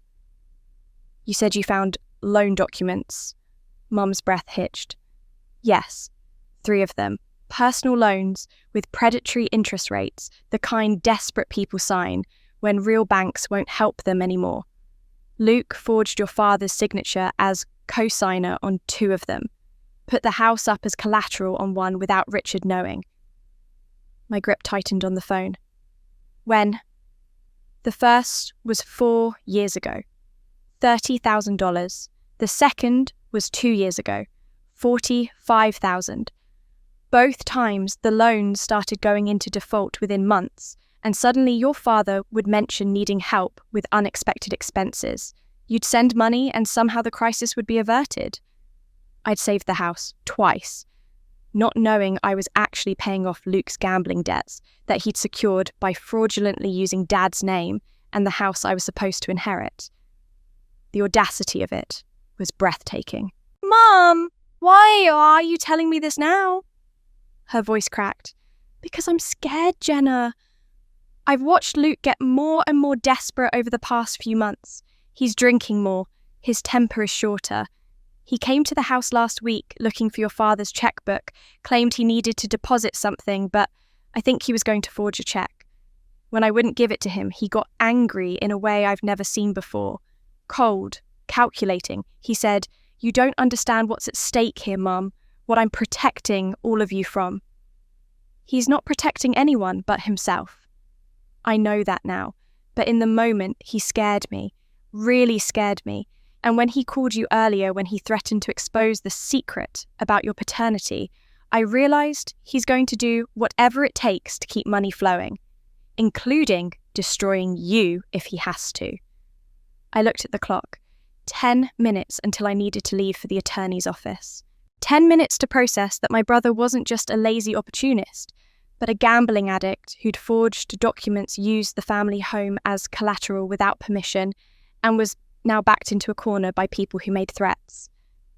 Mum, I need you to do something for me. Anything. Find those loan documents, make copies, also find any collection letters, bank statements, anything that shows Luke's gambling and the forgery. Can you do that? Yes, Richard is still locked in his office. I can go through Luke's old room right now. Good. Bring them to my apartment tonight. I'll text you the address. Jenna, are you sure you want to pursue this? If Luke finds out if he gets more desperate. When desperate men are backed into corners, they do terrible things, I said, echoing her earlier words, which is exactly why I need to document everything now, before he has a chance to destroy evidence or do something worse. Mum was quiet for a moment. You're protecting us, aren't you? Even after everything? I'm protecting the truth, I corrected. And yes, that includes you. But Mum, once I hand this information to my attorney, there's no going back. Dad will face consequences for hiding Grandpa's will. Luke will face consequences for the forgery and fraud. This family as you know it is going to fall apart. It already fell apart, Mum said softly. It's been broken for 35 years. Maybe it's time to stop pretending otherwise. I ended the call and grabbed my keys, my mind racing. Luke wasn't just a spoiled brother who'd been handed everything. He was a calculating manipulator who'd been systematically exploiting Dad's guilt, forging documents and putting the family home at risk to feed an addiction he couldn't control. And now he was cornered, desperate and dangerous. I needed to see exactly how much they'd taken from me. I called Attorney Morrison from my car and asked to push our meeting back 30 minutes. Something urgent came up that will strengthen my case. I need time to compile additional financial evidence. Take an hour if you need it, he said. Financial documentation is crucial in fraud cases. Back in my apartment, I opened my laptop and logged into every bank account, credit card, and financial platform I'd used over the past 12 years. As a financial consultant, I kept meticulous records. Every transaction was categorized, every transfer documented. I just never looked at the family support category as a whole, never added it up, never questioned where the money actually went. I started a spreadsheet, 12 years of data, 144 months of automatic payments plus one-time transfers. Mortgage payments were easy to track, $2,400 monthly, like clockwork since March 2013. Total $284 to $400. Credit card payments were more complicated. The amounts had varied over the years as Dad's spending increased. I'd started at $340, monthly increased to $800 when the balance kept growing despite my payments. Total $96 and $800. Insurance, utilities, phone bills, all documented with confirmation numbers and dates. Another $100 to $200 over 12 years. The total matched what I'd calculated before $400. But as I looked closer at the bank statements, something didn't add up. Mum had said they'd been struggling, that Dad's income as a building contractor had declined, that medical expenses had eaten through their savings. Yet the mortgage payments I was making should have been enough to keep them stable, especially combined with the other support. Where was all the money going? I pulled up Dad's bank account statements, the ones I had access to because I'd been listed as an authorized user for ease of transfers. I'd never actually looked at his spending patterns before. Never felt it was my place to monitor how they used money I freely gave. That had been a mistake. I started tracking deposits and withdrawals, creating a flow chart of where my money went after it arrived in their account. The mortgage payment went directly to the bank, so that was clean. But the credit card payments, the utility support, the emergency transfers, those went into Dad's checking account first. And from there, the money scattered. Some went to actual bills, electric, gas, water, groceries. But significant amounts, sometimes $2,000 or $3,000 at a time, were transferred to another account, an account number I didn't recognize. I pulled up the bank's online portal and searched for that account number in the transfer history. 73 transfers over the past 8 years. The earliest was from 2016, around the time Luke had turned 25 and moved back home after his third failed job. I did the math, my hands steady despite the growing anger in my chest. $180,000. $180,000 of my money had been funneled into this mystery account. I called the bank's customer service line, using my professional credentials to navigate past the initial gatekeepers. I'm calling regarding account number ending in 4729. I'm listed as an authorized user on the funding account and need to verify the ownership of the receiving account for estate planning purposes. After some hold music and security questions, a representative came back on the line. That account is registered to Luke Freeman. Would you like me to provide additional details? Yes, please. When was it opened? March 2016. Right when Luke moved home. Right when he would have been escalating his manipulation of Dad. And the total deposits from account ending in 8842. A pause. One moment. Keyboard clicking. Total deposits from that source are $178,340. I thanked her and hung up, staring at the number on my screen. Dad had been taking my money I sent explicitly for mortgage bills and household expenses and giving it to Luke for 8 years, while telling me they needed help with medical bills, home repairs and emergency expenses, while Luke lived rent-free unemployed, gambling away everything they gave him. I opened a new search in my email looking for any communication from Dad about these emergencies that had required extra money. July 2017, honey, the AC unit died. We need $4,500 for a new one. I'd sent $5,000. But when I checked the transaction history, only $200 had gone to an HVAC company. The rest went to Luke's account. November 2018. Mum needs a medical procedure not covered by insurance. $6,000. I'd sent $7,000. No medical payments in the bank records. $6,500 went to Luke. March 2020. Property tax bill came in higher than expected. $8,000. I'd sent $8,500. Property tax payment was $3,200. The rest went to Luke. Every emergency had been partially real and partially fabricated.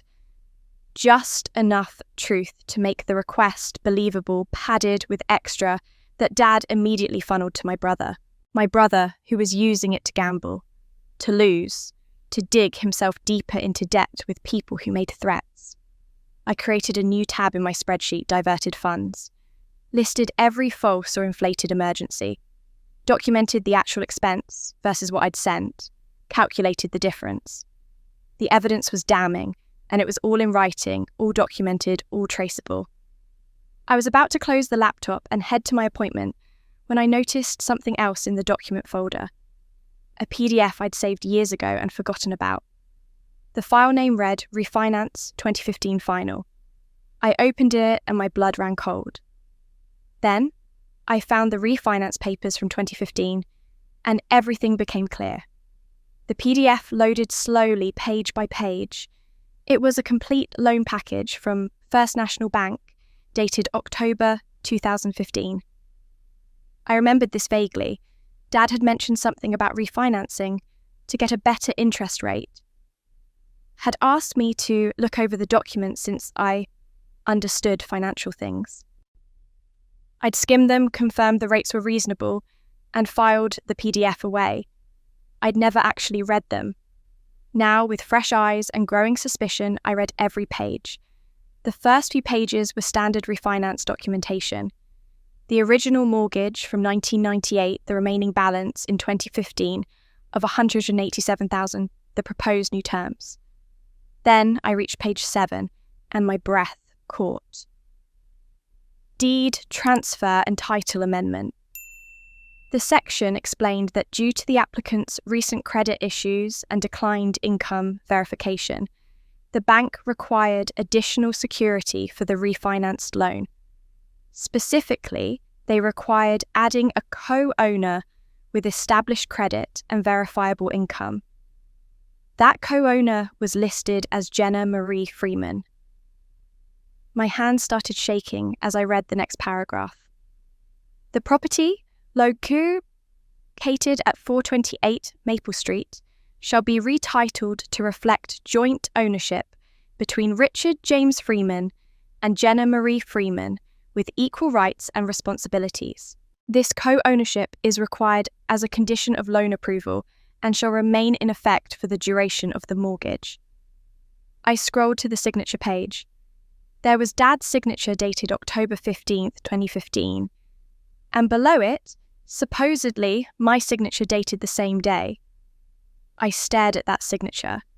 It looked like mine, the distinctive way I crossed my J, the slight uptick at the end of Freeman. But something was off. The pressure was too even, the flow too careful. It looked like someone had traced my signature rather than signed naturally, because I'd never signed this document. I'd never agreed to be added to the deed. I'd never been asked. I opened my desk drawer and pulled out my passport, comparing my real signature to the one on the PDF. The differences were subtle but unmistakable. My actual signature had variable pressure heavier at the beginning, lighter at the end. The angle shifted slightly as I wrote. It was organic, inconsistent, human. The signature on the refinance documents was too perfect, too controlled, like someone had taken my signature from another document, enlarged it, printed it lightly, and traced over it. I checked the date again.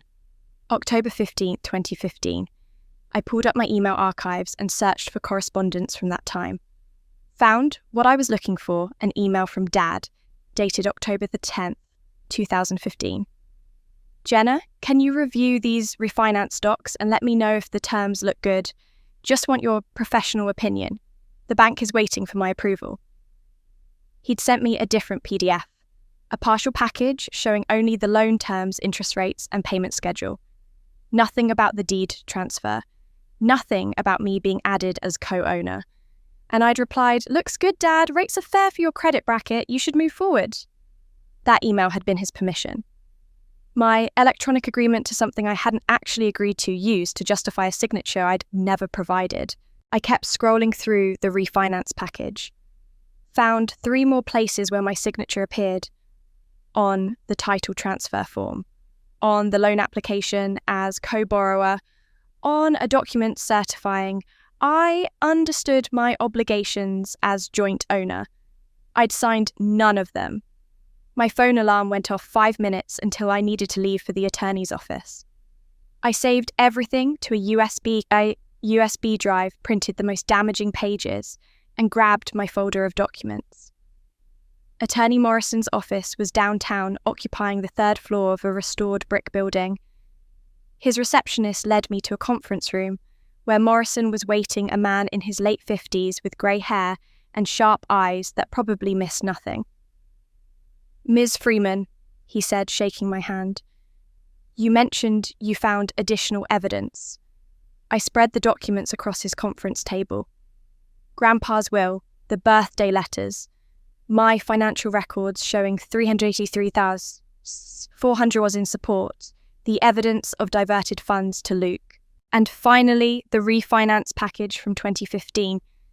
Morrison put on reading glasses and went through everything methodically. When he reached the refinance documents, he paused, looking closely at the signature pages. "This is your signature?" he asked, pointing to the deed transfer form. "It's supposed to be, but I never signed it. I never even saw this document till this morning." He pulled out a magnifying glass from his desk drawer and examined the signature more closely. "The pressure is remarkably even. No variation in ink density. See here." He pointed to a spot in the middle of my last name. "This slight hesitation suggests tracing, and here at the beginning of your first name, there's a small double line indicating the pen went over the same spot twice. So it's definitely forged. I'd stake my career on it, but we'll need forensic verification." He sat back, removing his glasses. "Ms. Freeman, do you understand what this means? That my father committed forgery? More than that, according to these documents, you've been a legal co-owner of this property since October 2015.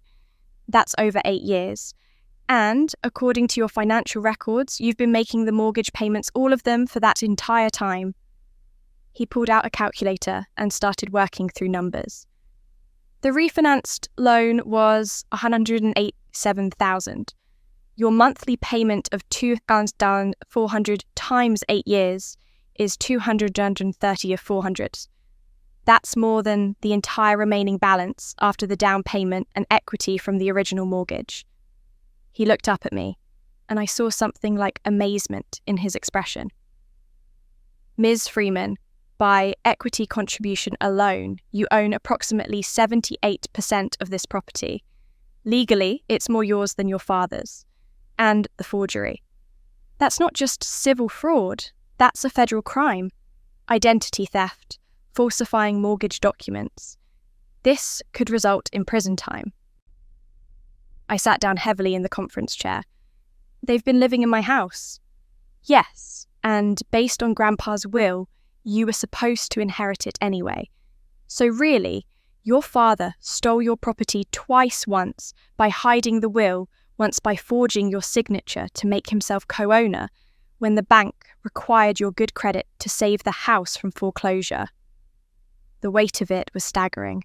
For 8 years, I'd been paying the mortgage on my own home, while my father let me believe I was helping him, while he diverted my money to fund Luke's gambling addiction, while he treated me like an unwelcome guest at family dinners in a house that was legally mine. What are my options? I asked. Morrison leaned forward. We file for full ownership based on equity contribution and the original will. We report the forgery to both the bank and law enforcement. The bank will want to investigate since their loan documents were falsified. We document the financial fraud, the diverted funds, the fake emergencies, and we get you full legal title to the property that's been yours all along. How long will this take? The investigation will take 2 to 3 months, but we can file for emergency temporary ownership immediately to prevent your father from selling or further encumbering the property. Given the evidence of forgery and attempted fraud, a judge will likely grant that within a week. I looked at the documents spread across the table, the evidence of decades of betrayal rendered in bank statements, and forged signatures and stolen birthday letters. I realised they didn't just use me. They committed fraud using my identity. Morrison must have seen something in my expression, the shift from shock to resolution, because he nodded slowly and pulled a legal pad toward him. Let's talk strategy. This isn't a simple case, Ms. Freeman. We're dealing with multiple legal issues that span both civil and criminal jurisdictions. He drew 3 columns on the pad, labelling them as he spoke. First, civil litigation for property ownership. We'll file a claim establishing your rightful ownership based on 2 factors: Grandpa's original will, which was hidden through fraud, and your equity contribution over 8 years that makes you the primary owner regardless. This is the foundation of everything else. How strong is that case? Extremely strong. The will is properly executed, witnessed, and filed with the county clerk's office. I checked while you were gathering documents. Your father never actually probated it, which means he was living in the property illegally from day one. Combined with your 78% equity contribution since 2015, any judge will rule in your favour. He moved to the second column. Second criminal complaint for identity fraud, forgery, and falsifying mortgage documents. This is where it gets serious. We're not talking about a family squabble, these are federal crimes. The bank will have to investigate because their loan documents were falsified, which puts them at regulatory risk. They'll cooperate fully with law enforcement. Will Dad go to jail? I asked, and I wasn't sure what answer I wanted to hear. Morrison's expression was carefully neutral. That depends on multiple factors: his age, health, lack of prior criminal record, willingness to cooperate. First-time offenders in financial fraud cases, especially elderly ones, often receive probation fines, restitution, and community service rather than prison time. But it's not impossible. The third column was labelled protective measures. Morrison tapped it with his pen. This is where we protect your mother. You mentioned she's willing to testify. Yes, she's gathering evidence right now: loan documents, Luke, forged collection letters, proof of his gambling debts. Good. We'll need her statement, but we also need to establish clearly that she had no knowledge of the forgery or financial diversion. Was her name on any of the fraudulent documents? I thought back through everything I'd seen. No, the refinance papers only had Dad's name and mine. The account where money was diverted to Luke, she wouldn't have had access to that. Dad controlled all the finances. That helps significantly. We'll have her provide a sworn affidavit stating she was kept in the dark about financial decisions, that your father maintained exclusive control over accounts and documents, and that she only recently discovered the extent of the fraud. He made notes on his pad. We can also file for separation of assets if needed, putting the house and any marital property into protected status during the investigation. That shields her from losing everything because of your father's crimes. The thought of Mum losing her home, even though it was technically my home, made my chest tight. She doesn't deserve to be punished for his choices. I agree, and legally, she has a strong case for being another victim here. Financial abuse in marriages often involves one partner keeping the other completely ignorant of monetary decisions. We'll present it that way. Morrison flipped to a fresh page. Now, timeline. I need to be realistic with you about how long this takes. Document fraud investigations move slowly. The bank needs to conduct forensic analysis of the signatures, pressure points, ink patterns, paper examination. Law enforcement needs to build a case. The district attorney's office needs to decide whether to prosecute. How long? 2 to 3 months minimum for the criminal investigation to conclude. The civil case for property ownership can move faster. We can file for emergency temporary ownership within days, and a judge will likely grant it given the strength of our evidence. But the full resolution, including criminal charges and final property transfer, 4 to 6 months realistically. He looked at me seriously. However, we can't wait that long to take action. Every day that passes is another day your father could destroy evidence transfer assets or attempt to sell the property. We need to move immediately. What's the first step? We file 3 things tomorrow. First, a civil claim for property ownership with a motion for emergency temporary transfer to prevent sale or encumbrance. Second, a criminal complaint with the police department's fraud division, and the FBI's Financial Crimes Unit forgery of mortgage documents falls under their jurisdiction. Third, a report to First National Bank's fraud department, which triggers their internal investigation. My head was spinning slightly. All of that tomorrow? The paperwork is straightforward. I have templates for everything. The hard part is what comes after. He leaned forward, his expression grave. Miss Freeman, when we file these documents, your father will know immediately that you're taking legal action. He'll be served with papers. The bank will contact him. Police will want to interview him. And based on what you've told me about your brother's gambling debts and his deadline with dangerous people, they're both going to feel walls closing in. You think they'll do something? I think desperate people make their worst decisions when they see no way out. Your brother owes $85,000 to people who make threats. Your father is facing potential criminal charges. Neither of them can access your money anymore.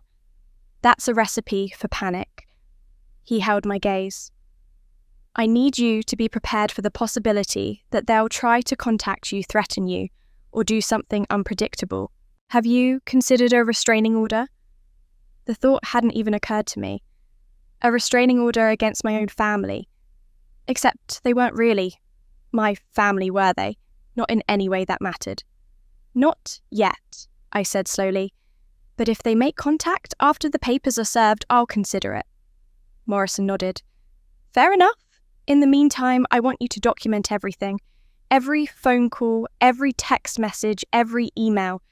If either of them shows up at your home or workplace, call the police immediately. Don't engage, don't negotiate, don't try to handle it yourself. He slid a contract across the table. This is my standard representation agreement. My fee is $350 per hour for this type of case, with an initial retainer of $10,000. Given the evidence you've provided, I estimate total costs between $25,000 and $40,000, depending on how aggressively your father fights this. I scanned the contract. After 12 years of giving away $380,000, $400 spending $40,000, to actually get justice felt almost reasonable. I signed it and wrote a check for the retainer. One more thing, Morrison said as I gathered my documents. Your mother's testimony will be crucial, but I need to interview her separately to ensure her statement is legally sound. Can you have her contact me this week? I'll tell her tonight. She's bringing more evidence to my apartment. Perfect. And Ms. Freeman.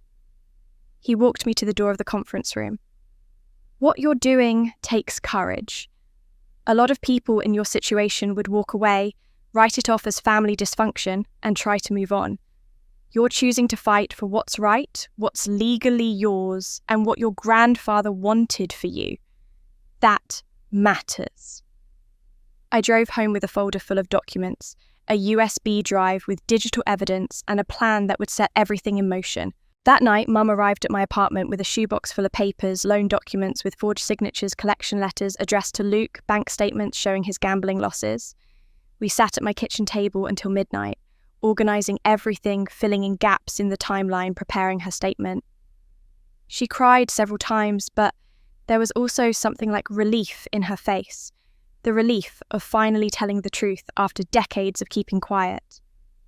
"I'm proud of you," she said as she was leaving, "for being stronger than I ever was." I filed the civil claim on Monday. By Thursday, the police called. I was in the middle of a client meeting when my phone buzzed with a number I didn't recognise. I let it go to voicemail, finished, explaining the tax implications of a charitable trust, and checked the message as soon as my client left. "Ms. Freeman, this is Detective Sarah Chen with the Financial Crimes Unit. We've reviewed your complaint regarding identity fraud and forgery. I'd like to schedule a time to speak with you about the evidence you've provided. Please call me back at your earliest convenience." My hands were steady as I dialed the number. This was really happening. After 35 years of being invisible, ignored and dismissed, someone with actual authority was taking me seriously. Detective Chen answered on the second ring. "Ms. Freeman, thank you for calling back. I've been going over your case file and I have to say, the documentation you provided is remarkably thorough. It's rare that we see this level of organisation from victims." "I work in financial consulting," I said. "Documentation is what I do." "Well, it's making our job significantly easier. I'd like to bring you in for a formal interview, but first I need to let you know that we've requested your father and brother come in for questioning. Your father is scheduled for tomorrow morning at 9. Your brother for tomorrow afternoon at 2. Something in my chest tightened. Do they know I filed the complaint? They know a complaint has been filed regarding financial fraud and identity theft connected to the property at 428 Maple Street. They don't know the specific details yet. That's what the interview is for." She paused. "Ms. Freeman, I want to prepare you for something. When people are confronted with evidence of financial crimes, especially family members' reactions can be unpredictable. Do you have somewhere safe to stay if you feel threatened?" "I have my own apartment. They don't have keys." "Good. Keep it that way. And if either of them contacts you before or after the interview, don't engage. Document it and call me immediately." She gave me her direct line. "Can you come in Monday morning at 10? I'll need you to walk me through the timeline in person." "I'll be there." That night I couldn't sleep. I kept imagining Dad sitting across from a detective being shown the evidence of what he'd done. Would he deny it? Blame me, try to explain it away as a misunderstanding. The call came Friday afternoon. Detective Chen again. "I wanted to update you on today's interviews. Your father appeared with his attorney this morning. We presented him with the forensic analysis of the signatures on the 2015 refinance documents. And the analysis was conclusive. The signatures attributed to you show clear evidence of tracing consistent pressure, lack of natural variation, hesitation marks. When confronted with this, your father's attorney requested a private consultation. They were in the room alone for about 20 minutes, and when they came out, the attorney looked like someone had just told him his client had been lying to him. I closed my eyes, imagining that moment. What did Dad say? Initially, he maintained that you'd signed the documents, said you were present at the bank, that you'd agreed to help him refinance. But when we showed him the email evidence, specifically the email where he sent you only partial documentation, and you never saw the deed transfer, his story started falling apart. Detective Chen's voice became more animated. His attorney tried to salvage it by suggesting maybe the bank had made an error, maybe someone at the bank had forged your signature. But we'd already interviewed the loan officer who handled the refinance. She specifically remembered your father saying you couldn't make the appointment, but had given verbal permission. She'd flagged it in her notes as unusual and recommended he bring you in, but your father insisted it wasn't necessary. So he lied to the bank too, extensively. The loan officer's notes from 2015 show your father told her you were aware of the co-ownership arrangement, that you discussed it as a family, and that you were happy to help, none of which was true. I thought about that year 2015.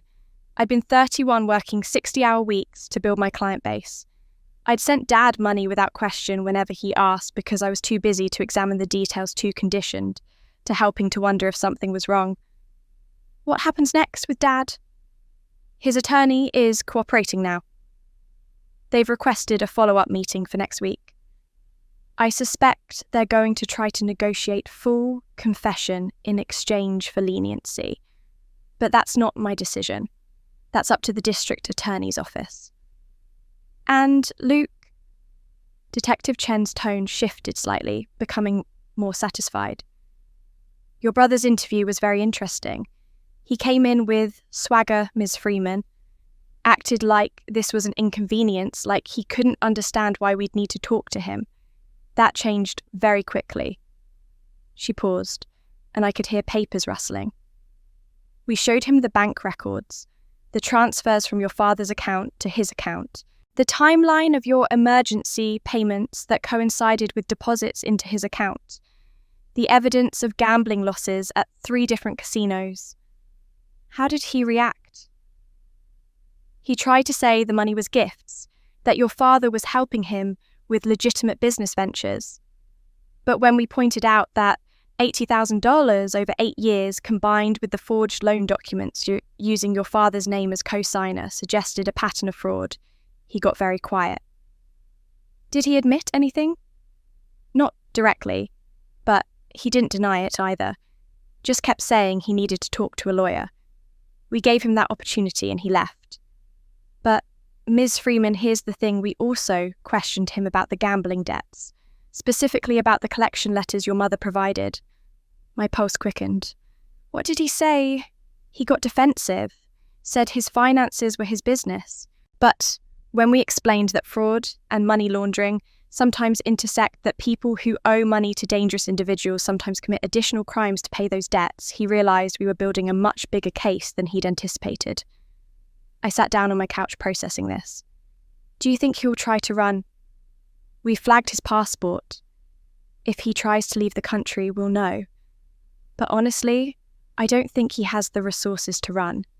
From what we can tell, he's broke, desperate, and running out of time with his creditors. That night, I got a text from Mum. Can I come over? Something happened. She arrived 20 minutes later, looking exhausted, but somehow lighter than I'd seen her in years. We sat at my kitchen table with tea and she told me what I hadn't known. I went to the police station yesterday, she said quietly, without telling your father, without telling anyone. I stared at her. You went to Detective Chen. I called her Tuesday after you filed everything. I said I had information about the case and wanted to provide a voluntary statement. She told me to come in Thursday morning. Mum wrapped her hands around her mug. I walked in there at 9 a.m. and I told them everything. Everything. Everything. How Richard has controlled the finances our entire marriage. How I was never allowed to see bank statements or credit card bills. How he told me you were just helping out, but never mentioned you were paying the full mortgage. How Luke has been manipulating him for years using your paternity as leverage. She looked up at me, her eyes red but clear. I told them about finding Grandpa's will in storage and Richard telling me to leave it alone, it's handled. About the night Luke overheard Richard's confession about you not being his biological daughter. About the loan documents I found with forged signatures. And I didn't know how to finish a brave, devastating, the right thing decades too late. I know, she said. I know it doesn't make up for 35 years of silence, but Detective Chen said my testimony was crucial, that it established a pattern of financial control and deception, that it showed Richard had means motive and opportunity for the forgery. She pulled a folded document from her purse and slid it across the table. It was a copy of her sworn statement, 8 pages long, detailing everything she'd witnessed and everything she'd been kept from knowing. I skimmed through it, seeing our family history laid out in clinical legal language. The financial control, the favoritism toward Luke, the discovery of the will, the blackmail. A one paragraph stood out. I was complicit through my silence. I chose the appearance of family stability over protecting my daughter from financial and emotional abuse, and I cannot undo the past. But I can tell the truth now and hope it brings her the justice she deserves. Detective Chen said something to me after I finished, Mum continued. She said, Mrs. Freeman, your daughter is incredibly strong. She's doing what you couldn't do, standing up to people who've wronged her. But it's not too late for you to stand with her. Mum's voice cracked. So that's what I'm doing, standing with you. Finally. I reached across the table and took her hand. Thank you. We sat like that for a moment, decades of dysfunction and disappointment settling into something that wasn't quite forgiveness, but might eventually become it. There's something else you should know, Mum said. Richard knows, I testified. The detective called him yesterday to schedule a follow-up interview, and she mentioned they'd received additional corroborating testimony from a family member. He put it together. How angry is he? He's not angry. He's terrified. She looked at me with something like wonder. I've been married to Richard for 36 years. I've seen him angry, frustrated, disappointed, proud, happy, but I've never seen him scared. Last night, he was scared. What did he say to you? He asked me what I told them. I said everything. He asked if I understood what I'd done, how this would affect our lives. I told him I understood perfectly, that I'd finally chosen our daughter over his lies. She smiled a small, sad smile. He went into his office and closed the door. I haven't seen him since.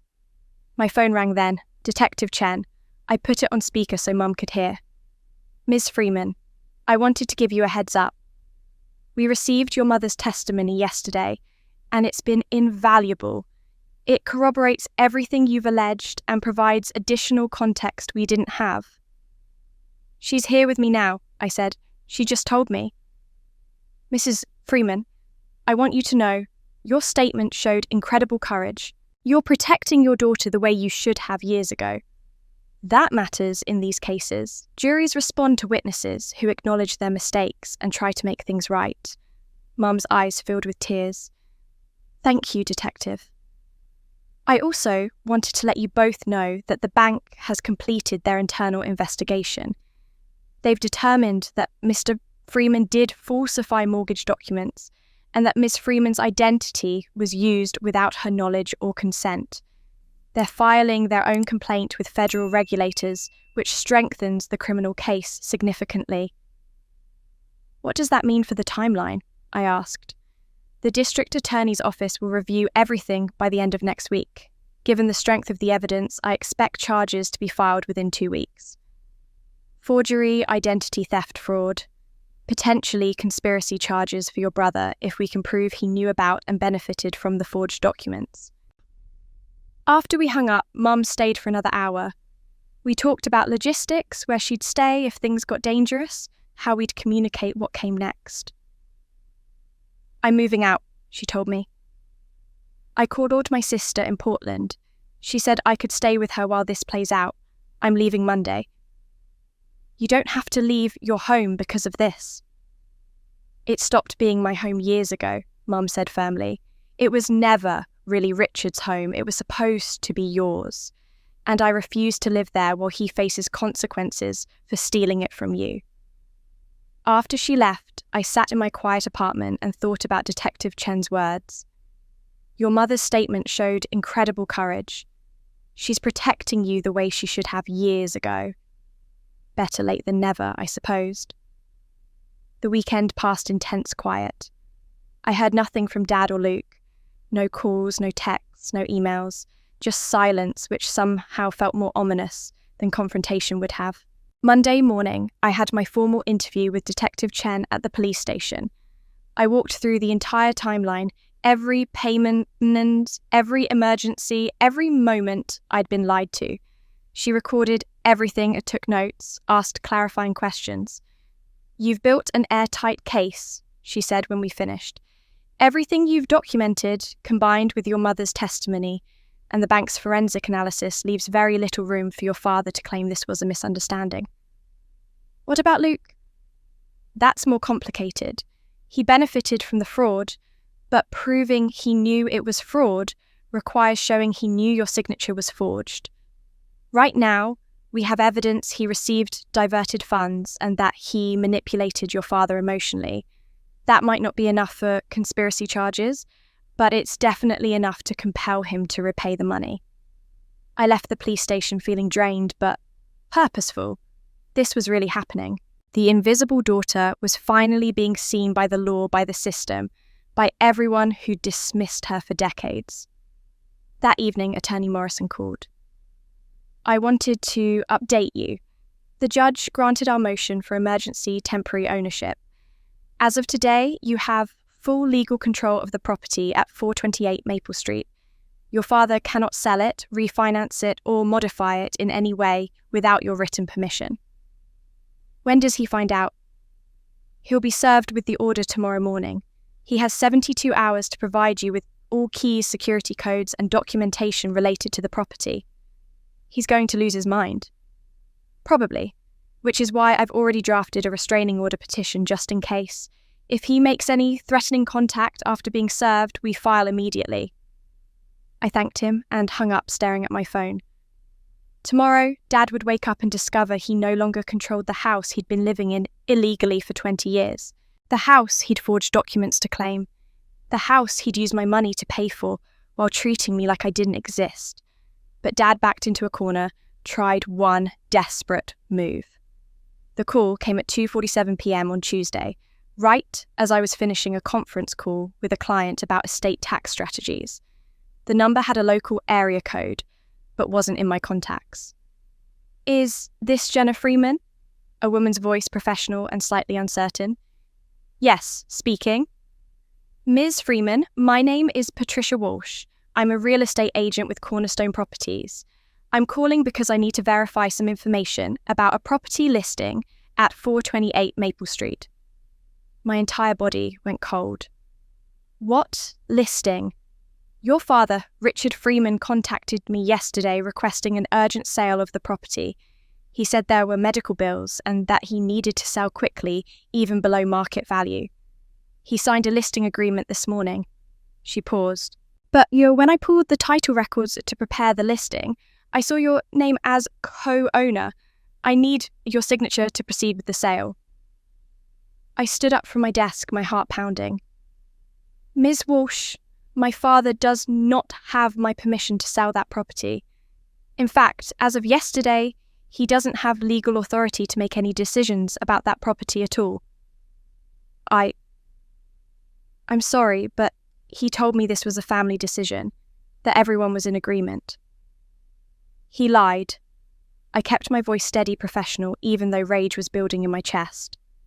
Did he mention that he's currently under investigation for forging my signature on mortgage documents, or that a judge just granted me full temporary ownership pending a fraud case? The silence on the other end lasted several seconds. No, he did not mention any of that. Ms. Walsh, I appreciate you calling to verify. You may have just prevented my father from committing additional crimes. Can you tell me who was the potential buyer? More silence then. I probably shouldn't share that information. The buyer's name might be evidence in an ongoing criminal investigation. Please, she sighed. The buyer was going to be Marcus Brennan. Your father said he was a friend of the family, that he was doing them a favor by offering a quick purchase. The offer was $320,000. I told your father that was significantly below market. I estimated the property at $480,000, but he insisted he needed cash fast and Mr. Brennan could close in 2 weeks. Marcus Brennan. I didn't recognize the name, but something about it nagged at me. Then I remembered Mum had mentioned Luke talking about someone named Marcus, some contact from the gym who had investment opportunities. Ms. Walsh, was Luke Freeman involved in setting up this sale? Your brother. Another pause. He was present when your father and I met this morning. He said he was there for moral support during a difficult time. Of course he was. This wasn't just Dad's desperate move, it was a coordinated plan between them. Sell the house below market value to Luke's friend, split the cash, and try to hide it before the legal system could freeze their assets. $320,000 split between Dad and Luke would be $160,000 each. Enough for Luke to pay off his gambling debts and have money left over. Enough for Dad to retain a better criminal defense attorney and potentially flee if things went badly. And it would have left me with nothing. No house, no inheritance, no justice. Ms. Walsh, I need you to do something for me. Cancel that listing immediately and document everything about this interaction. My attorney will be contacting you. Already done, Ms. Freeman. The moment I saw your name on the title without your signature on the listing agreement, I knew something was wrong. I haven't submitted the listing to MLS, and I won't. Her voice softened. I'm sorry you're dealing with this. Family situations are always the hardest. I thanked her and immediately called Attorney Morrison, barely waiting for him to answer before launching into what had happened. He tried to sell the house, I said, pacing my office, right after being served with the temporary ownership order. He went to a real estate agent, lied about my consent, and arranged a below-market sale to Luke's friend. Jesus Christ, Morrison breathed. That's asset concealment during an active investigation. That's obstruction.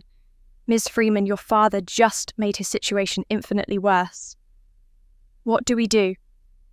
I'm calling Detective Chen right now. This is evidence of consciousness of guilt. He knows he's about to face serious consequences, so he's trying to hide assets. It also shows he's a flight risk, which means the DA can argue for stricter conditions. I heard typing on his end. And I'm filing an emergency motion to freeze all of his assets, not just the house. Bank accounts, vehicles, everything. If he's willing to do this, he'll try something else. How fast can that happen? Emergency motion can be heard tomorrow if I file in the next hour. Judge will likely grant it given what just happened. More typing. I'm also getting you a restraining order. Your father's actions show he's willing to commit additional crimes to escape accountability. That makes him potentially dangerous. The word dangerous hung in the air. This was my father. The man who'd raised me, even if resentfully. The man who taught me how to check the oil in a car, even if he never praised me afterward. But he was also a man who'd stolen my inheritance, forged my signature, diverted hundreds of thousands of my dollars to fund my brother's gambling, and just tried to sell my house out from under me while under criminal investigation. Do it, I said. File everything. After hanging up with Morrison, I called Detective Chen and told her about the attempted sale. Her response was immediate and sharp. I need that real estate agent's contact information and the buyer's information. We'll need statements from both of them. I could hear her moving papers rustling. Your father was served with the temporary ownership order at 10 a.m. this morning. He met with the real estate agent at 11 a.m. He didn't even wait 24 hours before trying to commit another crime. What does this mean for the case? It means he's going to jail, Ms. Freeman. Maybe not immediately, maybe not for long given his age and first offence status. But judges don't look kindly on people who try to hide assets during fraud investigations. This shows contempt for the legal process and demonstrates he'll commit additional crimes if given the opportunity. That evening I sat in my apartment staring at my phone, half expecting it to ring with Dad's number, some excuse or explanation or threat. But nothing came. Just silence from both him and Luke. The next morning, Morrison called with an update. Judge granted the asset freeze. Your father cannot access any bank accounts, cannot sell his vehicle, cannot transfer property. He's essentially locked out of his own finances, pending resolution of the criminal case. And the restraining order approved. Your father cannot contact you directly or through third parties. He cannot come within 500 feet of your home or workplace. Violation means immediate arrest. I should have felt triumphant. Instead, I just felt tired. There's one more thing, Morrison said. Detective Chen informed me that they're accelerating the criminal charges timeline. Given yesterday's attempted asset concealment, the DA wants to move quickly before your father tries anything else. Charges will be filed by Friday. That was the final straw. I asked my attorney to file emergency motions. The emergency hearing was scheduled for Thursday morning at 9 a.m. Judge Patricia Hammond presiding. Morrison had warned me she was known for being fair but extremely intolerant of fraud and deception, particularly when it involved family exploitation. She has 3 daughters, he told me. She doesn't take kindly to parents who steal from their children. I sat in the courtroom gallery, watching Dad and his attorney, a tired-looking man named Robert Pierce, sit at the defendant's table. Dad looked smaller than I remembered older. His shoulders were hunched and he kept rubbing his hands together in a nervous gesture I'd never seen before. Luke sat behind him in the gallery, wearing a suit that looked like he'd borrowed it from someone larger. His jaw was clenched, his eyes fixed on me with something that might have been hatred, or might have been fear. I held his gaze until he looked away. Mum wasn't there. She'd wanted to come, but Morrison advised against it. Let's keep this about the legal issues, not family drama, he'd said. Judge Hammond entered and we all stood. She was in her early 60s with steel grey hair pulled back severely and reading glasses hanging from a chain around her neck. Morrison presented our case efficiently. The forged signatures, the hidden will, the 383-400 in diverted funds, the attempted sale during active investigation. He laid it out like a prosecutor, each pieces of evidence building on the last. Dad's attorney tried to argue that this was a family misunderstanding, that Dad had always intended to share the house with me, that the attempted sale was just poor judgment under stress. Judge Hammond cut him off. Mr. Pierce, I've reviewed the forensic analysis of the signatures. Your client didn't just make poor judgment, he committed identity fraud. And yesterday's attempt to sell the property while under investigation shows he's actively trying to conceal assets. This court takes those actions very seriously. She turned to Dad. Mr. Freeman, do you understand that you're facing criminal charges for these actions? Dad stood slowly. Yes, Your Honor. Do you have anything to say for yourself? He opened his mouth, closed it, opened it again. I made mistakes, but that house has been my home for over 30 years. It was never your home, Mr. Rue. Mr. Freeman, it was supposed to be your daughter's home according to your father's will. You hid that will and lived there illegally for 2 decades. Judge Hammond's voice was sharp. And then, when your daughter unknowingly paid your mortgage for 8 years, you diverted her money to fund your son's gambling while treating her with contempt. I saw Dad flinch at the word contempt. Judge Hammond continued, based on the evidence of forgery, the hidden will, and yesterday's attempted asset concealment, I'm granting the emergency motion.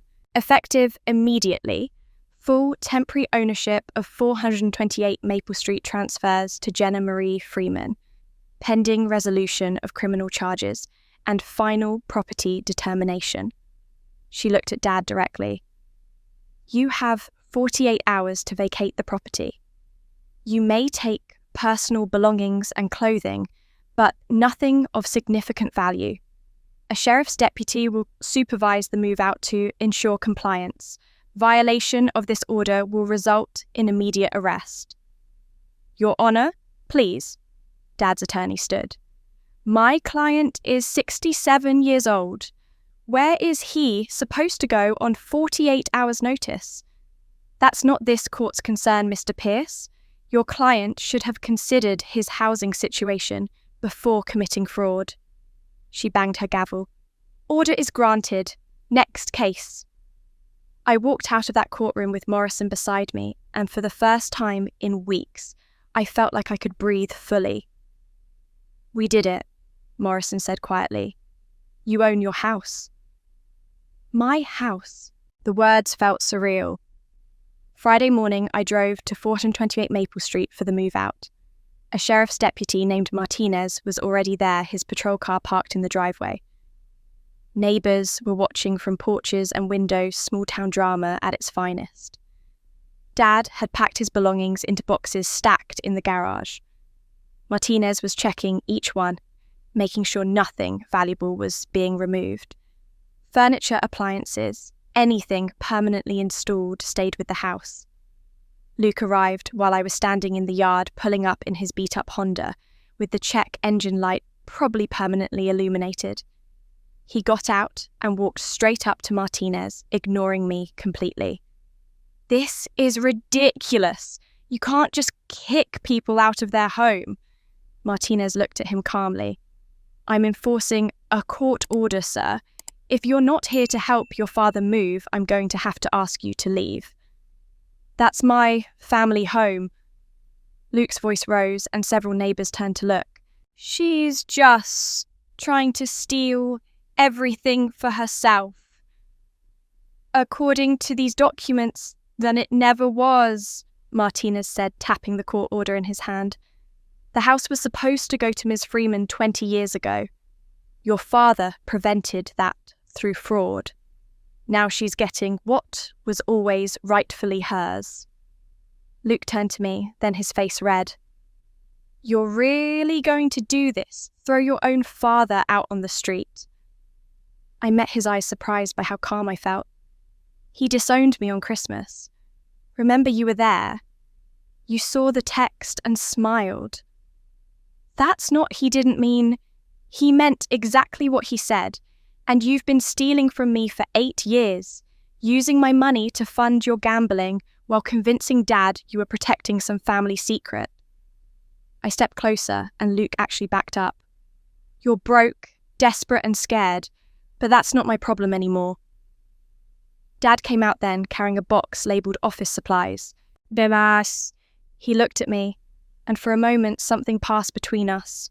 Not love, not even regret exactly, but recognition, an acknowledgement that this was really happening, that 35 years of dysfunction had led to this moment in this driveway with strangers watching. Where will you go? I heard myself ask and hated that I cared. Luke's apartment, Dad said quietly. For now. I nodded, said nothing else, watched as Martinez supervised them loading boxes into Luke's car and Dad's truck.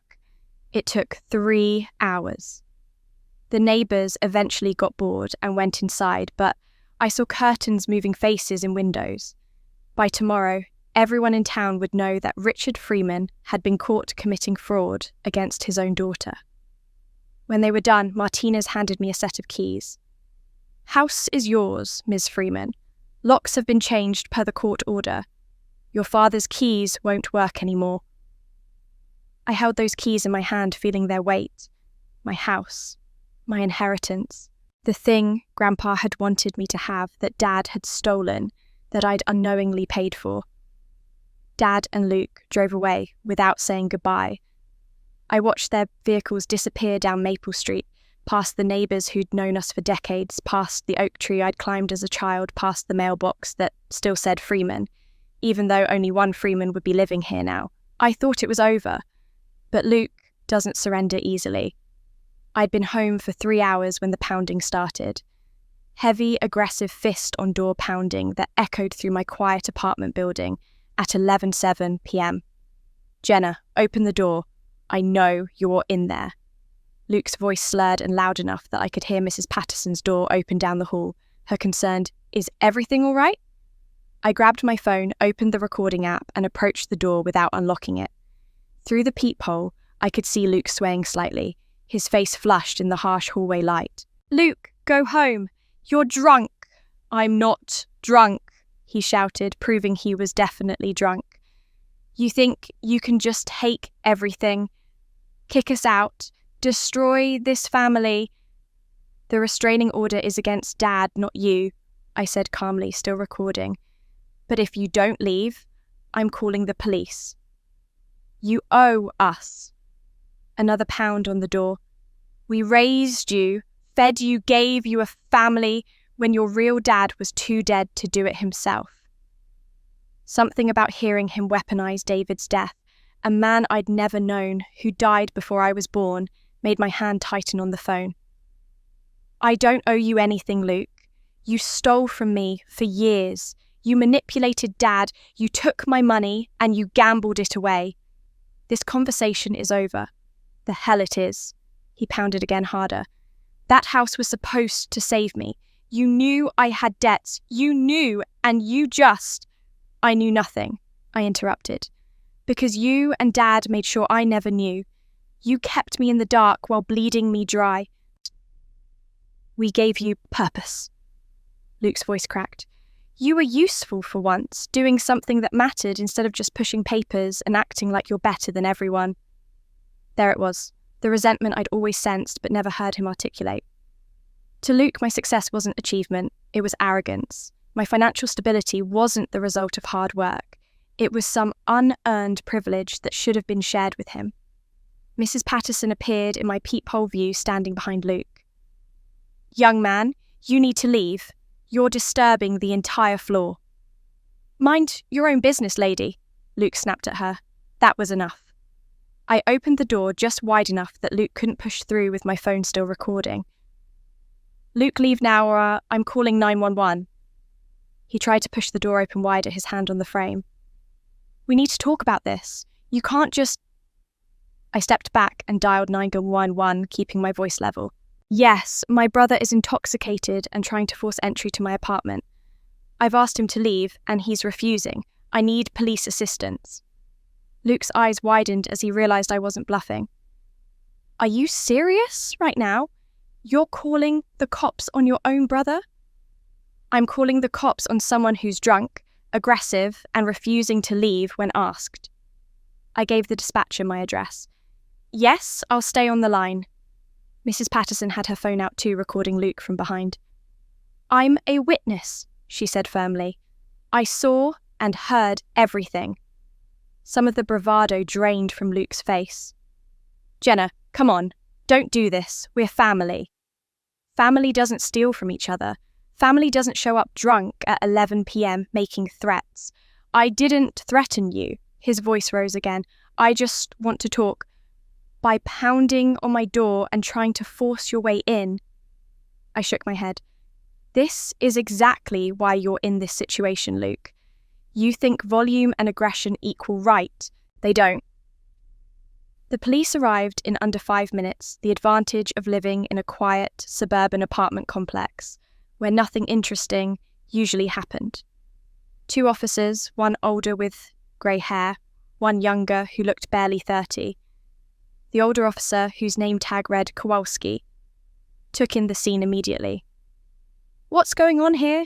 "My brother showed up drunk at my door," I said, showing him my still recording phone. "I asked him to leave. He refused and tried to push into my apartment." "That's not— I wasn't," Luke stammered. "She's my sister. We were just having a family discussion." "Does she want to have this discussion?" Officer Kowalski asked. "No, I do not." "Then it's not a discussion, it's harassment." Kowalski turned to Luke. "Have you been drinking?" "Just a couple beers." "I can smell whiskey from here, son. How did you get here?" Luke gestured vaguely. "Drove." The younger officer moved toward Luke's car keys, visible in his jacket pocket. "We're going to need those keys. You're in no condition to drive." "You can't just—" "Yes, we can," Kowalski said firmly.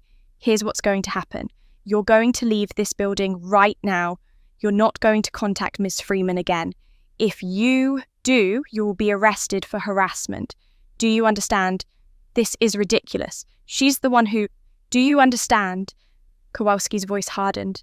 Luke looked at me then, and I saw something collapse behind his eyes. The bravado, the anger, the desperate entitlement, all of it crumbling into something that looked almost like fear. "You're really doing this," he said quietly. "You're really destroying everything." "No, Luke." I met his eyes without flinching. "I'm saving myself from people who destroyed me for years. There's a difference." The officers escorted him downstairs. I heard later from Mrs. Patterson that they'd called him a taxi and held his car keys as evidence of his attempt to drink and drive, that he'd have to pick them up at the station tomorrow sober after paying a fine. I stood in my doorway for a long moment, after they left, Mrs. Patterson patting my arm. "You did the right thing, dear. Some people don't understand boundaries until they face consequences." Back in my apartment, I sat on my couch and listened to the recording of the confrontation. Luke's voice shouting that I owed them, his attempt to make me feel guilty for protecting myself, his complete inability to understand that he'd done anything wrong. For the first time in my life, I'd set a real boundary with my family. Not a soft, "please don't do that," that they could ignore. Not a quiet withdrawal that they could pretend meant I was fine. A real, hard enforced boundary backed by law enforcement.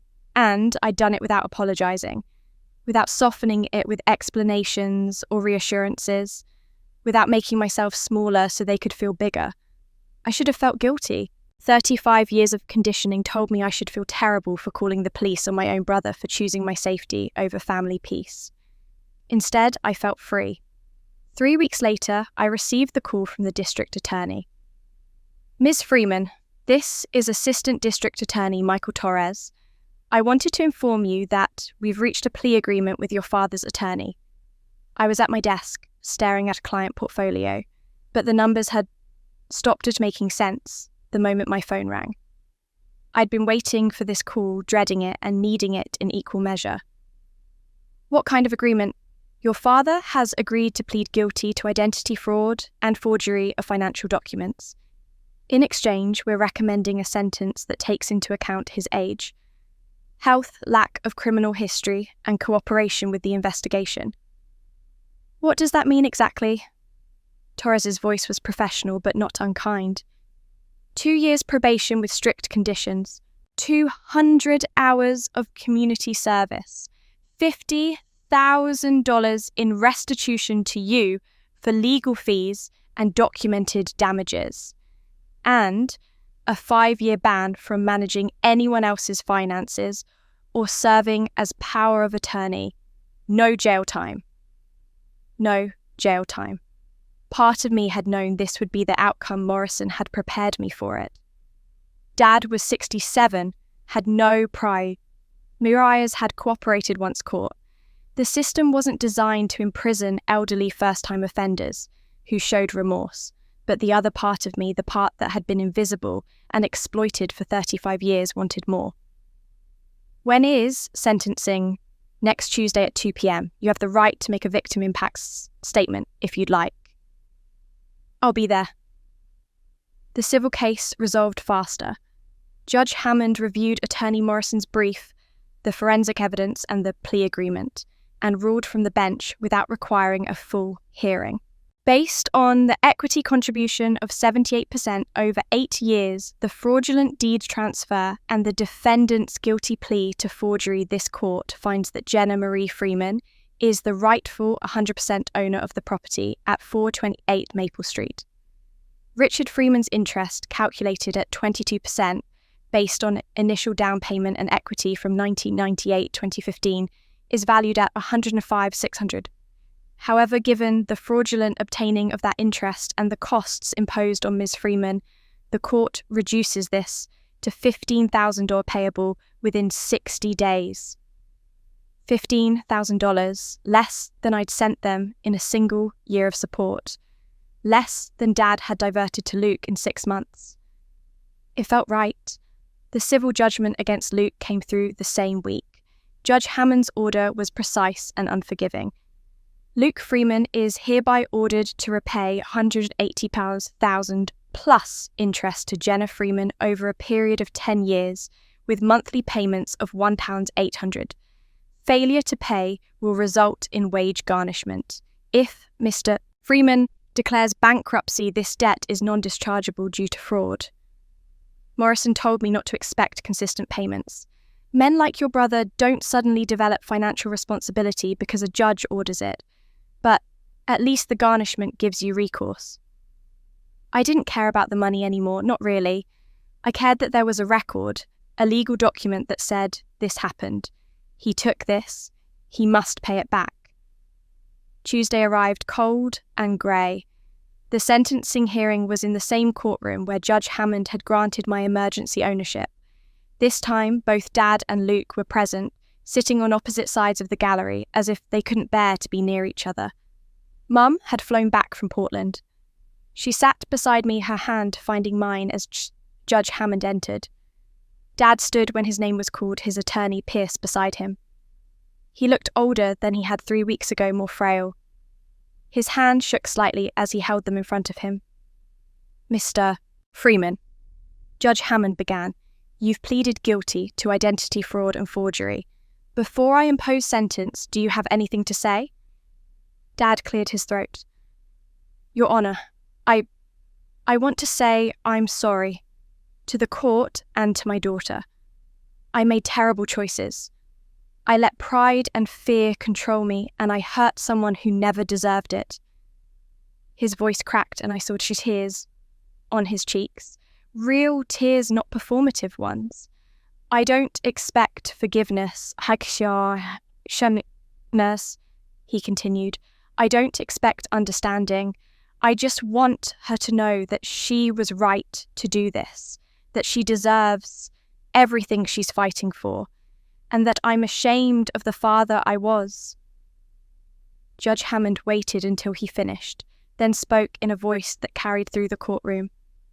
Mr. Freeman, the law provides for punishment and rehabilitation. Your sentence reflects both. 2 years probation, 200 hours community service, $50,000 restitution, 5-year ban on managing others' finances.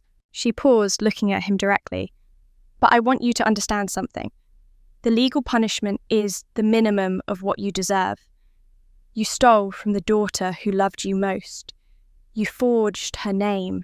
You diverted her money. You treated her like she was worthless while living off her generosity. That betrayal is a punishment you'll carry forever, long after your probation ends. Dad nodded, unable to speak. Court is adjourned. Luke left immediately, not looking at anyone. I heard later that week he'd moved to Nevada, taking a construction job through a friend. Starting over, Mum said, though, we both knew he'd probably find new ways to fail. As people filed out of the courtroom, Dad approached me slowly. His attorney tried to stop him citing the restraining order, but Pierce waved him off. This is his right. Dad stopped 6 feet away, respecting the distance. Jenna, He started again. I know I don't have the right to ask anything, but I wanted you to know that what I said up there was true. Every word. I looked at this man who'd raised me, but never loved me, who'd used me, but never seen me, and felt nothing dramatic, no surge of anger or grief, just a quiet acknowledgement that this was who he was, and I'd finally stopped needing him to be different. I know, I said simply, but it doesn't change anything. I didn't think it would. He nodded slowly. For what it's worth, your grandfather would be proud of you. He always said you were strong. He was right. Dad left, then walking out of the courtroom and out of my life in any meaningful sense. Mum hugged me in the hallway. Are you okay? I am, I said and meant it. But Dad's response surprised me more than the verdict. The letter arrived on a Thursday, 1 week after sentencing. Not an email that could be deleted with a click. Not a text that could be ignored. A real letter, handwritten on cream-coloured stationery, my name and address written in Dad's distinctive slanted script. I stared at the envelope for a full minute before opening it, part of me tempted to throw it away unread. But curiosity won, or maybe it was the need for closure I didn't know I still craved. The letter was 3 pages, front and back. His handwriting was shaky in places, words crossed out and rewritten evidence that this hadn't been easy for him to compose. "Dear Jenna," it began. "I'm writing this by hand because I want you to know I spent time on these words. That I thought about what I needed to say to you, even though I know words can't undo 35 years of failure. I won't ask for your forgiveness because I don't deserve it. I won't ask you to understand because my actions were fundamentally wrong and no explanation makes them right. I'm writing this because you deserve to hear things I should have said years ago. I was 29 when I married your mother. She was pregnant with you, grieving a man she'd loved deeply, and I convinced myself I was being noble by raising another man's child. But nobility requires selflessness, and I've never been selfless. Every time I looked at you, I saw David Chen. I saw the man your mother had chosen before she settled for me. I saw evidence that I was second choice, second best. That resentment poisoned everything. When you excelled at things I'd struggled with, math, logic, planning, it felt like an insult. When you were quiet and thoughtful, instead of loud and confident like I'd been, I told myself it was weakness rather than recognizing it as strength. And when Luke was born, and I finally had a child who looked like me, carried my DNA, I poured all my twisted definition of love into him, while starving you of the basic acknowledgement every child deserves. I never said, "I'm proud of you," when you graduated summa cum laude. I never asked about your work when you built a successful career. I never celebrated your achievements because somewhere in my damaged thinking, your success highlighted my mediocrity. I hid your grandfather's will because I couldn't stand the idea that he saw what I refused to see, that you were the one deserving of his legacy. Tom tried to talk to me before he died. He told me I was making a terrible mistake, that I was punishing an innocent child for my own insecurity. I told him to mind his business. I've regretted that conversation every day since. When you started sending money to help with the mortgage, I should have been grateful. Instead, I felt humiliated, emasculated by my daughter's success. So, I took that money and gave it to Luke, convincing myself I was helping him when, really, I was punishing you, making you small so I could feel big. I forged your signature because I was desperate, and because in my warped mind I'd convinced myself that since you were helping anyway, it didn't matter if you knew the legal details. That's not a justification. There is no justification. It's just the truth of how far I'd fallen. When you finally stood up for yourself on Christmas, when you withdrew your support and demanded the truth, I felt terror. Not because of the money, but because I knew the whole rotten structure I'd built would collapse. And it did, as it should have. Judge Hammond was right. The legal punishment is nothing compared to what I'll carry for the rest of my life. I stole from my daughter. I exploited the child I'd agreed to raise. I let my wounded pride destroy any possibility of a real relationship with someone who only ever wanted to be seen by me. You deserved a father who protected you, believed in you, celebrated you. Instead, you got a man so broken by his own inadequacy that he could only feel tall by making you small. I'm sorry, Jenna. I'm desperately, painfully sorry. I don't expect a response. I don't expect forgiveness or reconciliation. I just needed you to know that I finally see it, all of it, and I'm ashamed of who I was. You are not invisible. You never were. You were just surrounded by people, including me, who chose not to look. Richard. I read the letter 3 times sitting at my kitchen table while my tea went cold. Mum was at a job interview. She'd decided to stay in town, find her own place, start actually living, instead of just existing. So I was alone with these words. Part of me had expected excuses, blame shifting, the usual pattern of someone who'd never taken real accountability for anything. But this letter was different. It didn't minimize, it didn't deflect, it just confessed. That didn't make it okay. It didn't erase 35 years, but It was honest in a way I'd never experienced from him. I pulled out my own stationery, simple white cards I used for client thank you notes, and began writing. Richard, I wrote deliberately, using his first name instead of Dad. I received your letter. I appreciate that you took the time to write it and that you acknowledged specifically what you did and why. That kind of honesty is what I needed from you for most of my life. I accept your apology, not because it changes what happened, but because I believe you meant it. You're right that there is no justification for your actions. You're also right that I deserved better. I don't forgive you. I may never forgive you. But I do release you from the expectation that you should have been someone you weren't capable of being. You were broken in ways that made you break others, and I'm choosing not to carry that brokenness anymore. I can't have you in my life. Not because I hate you, but because I've finally built a life where I'm seen valued and safe. Letting you back in would risk that peace, and I'm not willing to make that trade. I hope you use your probation to become someone you can respect. I hope you find whatever healing you need. I hope you live the rest of your years with more integrity than you showed in the first part of your life. But I need you to know I'm not doing any of that hoping for your benefit. I'm doing it because holding on to anger would only hurt me, and I've been hurt enough. Take care of yourself. Jenna. I sealed the envelope and mailed it that afternoon before I could second-guess the choice. When Mum came home from her interview, which had gone well, she'd start as an administrative assistant at a non-profit next month. I showed her both letters.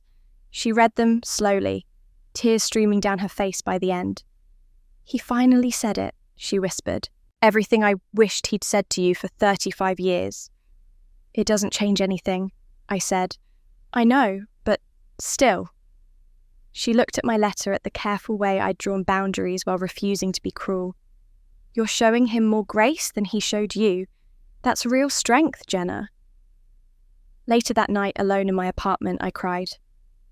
Not the desperate tears of someone trying to be good enough, not the frustrated tears of someone being ignored, not the angry tears of someone finally fighting back.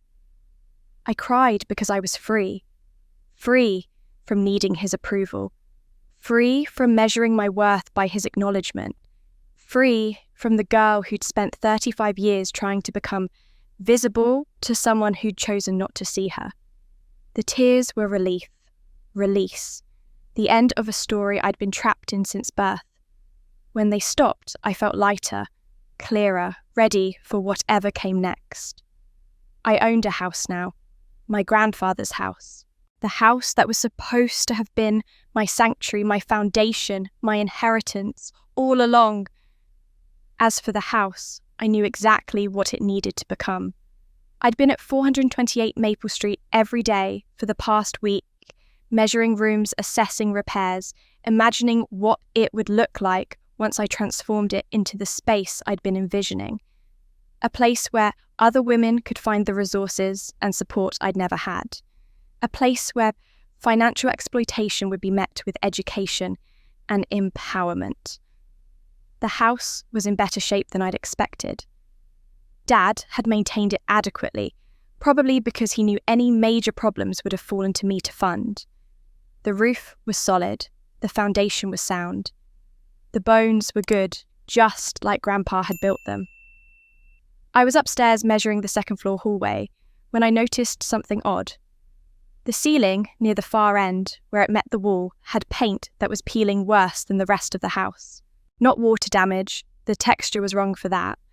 More like the paint had been applied over something that was slowly rejecting it. I stood on the ladder I'd brought for changing light fixtures and looked closer. Beneath the peeling paint there were marks, lines that looked almost like they'd been cut and then filled, painted over, made to disappear. A sealed doorframe. My heart started beating faster. I pressed against the wall and it sounded hollow, different from the solid walls around it. I ran downstairs to the garage where I'd seen Dad's tools still hanging on pegboards, the tools he'd learned to use from Grandpa back when they still had a relationship. I grabbed a pry bar and a hammer and carried them back upstairs. It took 30 minutes of careful work to break through the paint and spackle, and whatever else had been used to seal the edges. When I finally got the pry bar behind what I could now clearly see was a door frame, the entire section popped loose in one piece, like a hatch that had been designed to open. Behind it was a narrow set of stairs leading up into darkness. My hands were shaking as I pulled out my phone and turned on the flashlight. The stairs were steep, designed for someone who knew they were there not for casual discovery. I climbed carefully, dust swirling in the beam of my light. At the top was a small room, maybe 10 by 12 feet. The ceiling was low, I could stand upright but barely, and it had been soundproofed. I could see the acoustic panels Grandpa had installed, the careful insulation, the way every surface had been designed to keep sound from escaping. He'd built a secret room in his own house, hidden it so well that it had survived 20 years without discovery. My light swept across the space, and I gasped. The room was full of wrapped presents, birthday-sized gifts, each one labelled with a card that said Jenna and an age, 13 through 18. 6 presents I'd never received, because Dad had hidden the letters telling me they existed. But these weren't just letters. These were actual gifts. Things Grandpa had bought, wrapped and stored here, waiting for a day he knew he wouldn't see. I sank to my knees on the dusty floor and reached for the first present. Age 13. The card on top had Grandpa's handwriting, for when you need to find your way. Inside was a compass, not a cheap toy compass, but a real brass one, heavy and precise, the kind surveyors used, the kind that would last forever if you took care of it. I moved through the presents one by one, unwrapping 20-year-old gifts that Grandpa had chosen with such care. Age 14. A leather journal embossed with my initials. Age 15. A set of drafting pencils and graph paper. Age 16. A book on architecture signed by the author. Age 17. A collection of woodworking tools sized for smaller hands than Grandpa's. Each gift was something he'd chosen based on who I was becoming, what interested me, what I might need. He'd been paying attention even when everyone else ignored me. Then I reached the last present. Age 18. The one I would have received right after he died if Dad hadn't hidden all of this. The box was small, jewellery-sized. Inside was a silver compass pendant on a delicate chain, engraved on the back, to my Jenna. May you always find your true north. Love, Grandpa. I held that compass in my hands and broke. Not the quiet, controlled tears I'd cried after exchanging letters with Dad. Not the relief tears of being finally free. These were huge, gasping sobs that came from somewhere deep in my chest, from a place that had been wounded for so long I'd forgotten it could still feel this much. Grandpa had loved me. Really, truly loved me. Not out of obligation or transaction or wounded pride, but because he saw who I was and thought I was worth cherishing. He'd built this room as proof. He'd chosen these gifts as evidence. He'd hidden it all here because he knew Dad would try to take even this from me, and he wanted to make sure that someday, somehow, I'd find this proof of his love. I cried until I couldn't anymore, sitting on the floor of the secret room my grandfather had built, surrounded by presents from a ghost who'd loved me better than the living ever had. When the tears finally stopped, I looked around the room more carefully. There was a workbench against one wall with more of Grandpa's tools, a small bookshelf with carpentry manuals and architecture books, and a journal leather-bound sitting in the centre of the workbench, like he'd placed it there specifically to be found. I opened it to the first page, dated 3 weeks before he died. If Jenna finds this room, it means I'm gone and she's strong enough now. This house was always meant to be her sanctuary, a place where she could be free from Richard's bitterness and build something beautiful. I've watched my son treat this bright, capable, loving girl like she's worthless, and it breaks my heart. I've tried talking to him, tried making him see what he's doing, but Richard's pride won't let him love her. So I'm doing what I can. I'm giving her a house. I'm giving her these gifts. I'm giving her this room, a space even Richard doesn't know exists, as proof that someone saw her, believed in her, loved her completely. Jenna, if you're reading this, you've already fought for this house. You've already stood up to people who tried to make you invisible. I'm so proud of you, sweetheart. I always knew you had this strength in you. This room was supposed to be the first phase. I had plans to expand it into a full workshop where you could learn carpentry, where we could work on projects together, where you could build things with your hands the way I taught you when you were little. I won't get to finish those plans. But maybe you will. Maybe you'll take this house and make it something even better than I imagined. Build something beautiful, Jenna. Build something that matters. Build something that helps people the way I wish I could have helped you more. You are my greatest pride. Don't ever forget that. All my love, Grandpa Tom. I sat there on the floor of that hidden room, holding the compass pendant and the journal surrounded by birthday presents from a man who'd been gone for 20 years, but whose love felt more real than anything I'd experienced from the living. And I finally understood what this house was meant to become. The transformation took 6 months. 6 months of permits and contractors of painting walls and installing accessibility ramps, of turning bedrooms into consultation rooms, and the dining room where I'd been made invisible into a welcoming space where women could finally be seen. I named it the Freeman Financial Wellness Centre after Grandpa. Not after the Freeman family, that name carried too much pain, but after Thomas Freeman specifically, the man who'd believed daughters were worth believing in. The first floor became the public space. The living room, where Luke had been praised for nothing, became a library stocked with books on financial literacy, domestic abuse recovery, and women's empowerment. The dining room, where I'd been interrupted, became a workshop space with the tables for classes and support groups. The kitchen remained a kitchen because I wanted women to feel like they were walking into a home, not an institution. The second floor held private consultation rooms, where women could meet with volunteer financial advisors and attorneys, where they could learn about their rights, understand their options, plan their exits from financially abusive situations, and Grandpa's hidden attic room. I left it mostly as I'd found it. His tools on the wall, his journal in a glass case, the birthday presents displayed on shelves as a reminder that love can survive even when it's hidden, even when it waits 20 years to be discovered. I turned it into my office, the place where I'd plan programs and write grants and do the administrative work that kept the centre running. I wore the compass pendant every day, my true north, just like Grandpa had written. Mum was the first person I called after discovering the room, and she'd driven from her new apartment and cried with me as I showed her everything. 2 weeks later, when I told her my plans for the centre, she'd asked quietly, "Do you need help? What kind of help? Any kind. All kinds." She'd looked at me with something like hope. I spent 36 years being controlled, being kept small, being told my dreams didn't matter. I don't want to waste whatever years I have left. I want to do something that matters. So Mum became the centre's first employee.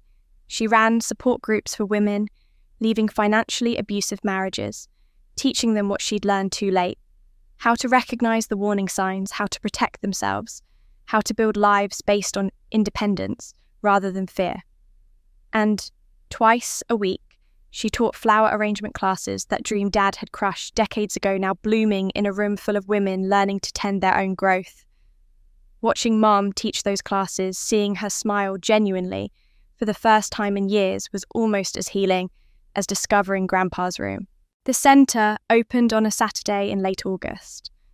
We'd planned a small open house, maybe hoping for a dozen people to stop by, see the space, learn what we offered.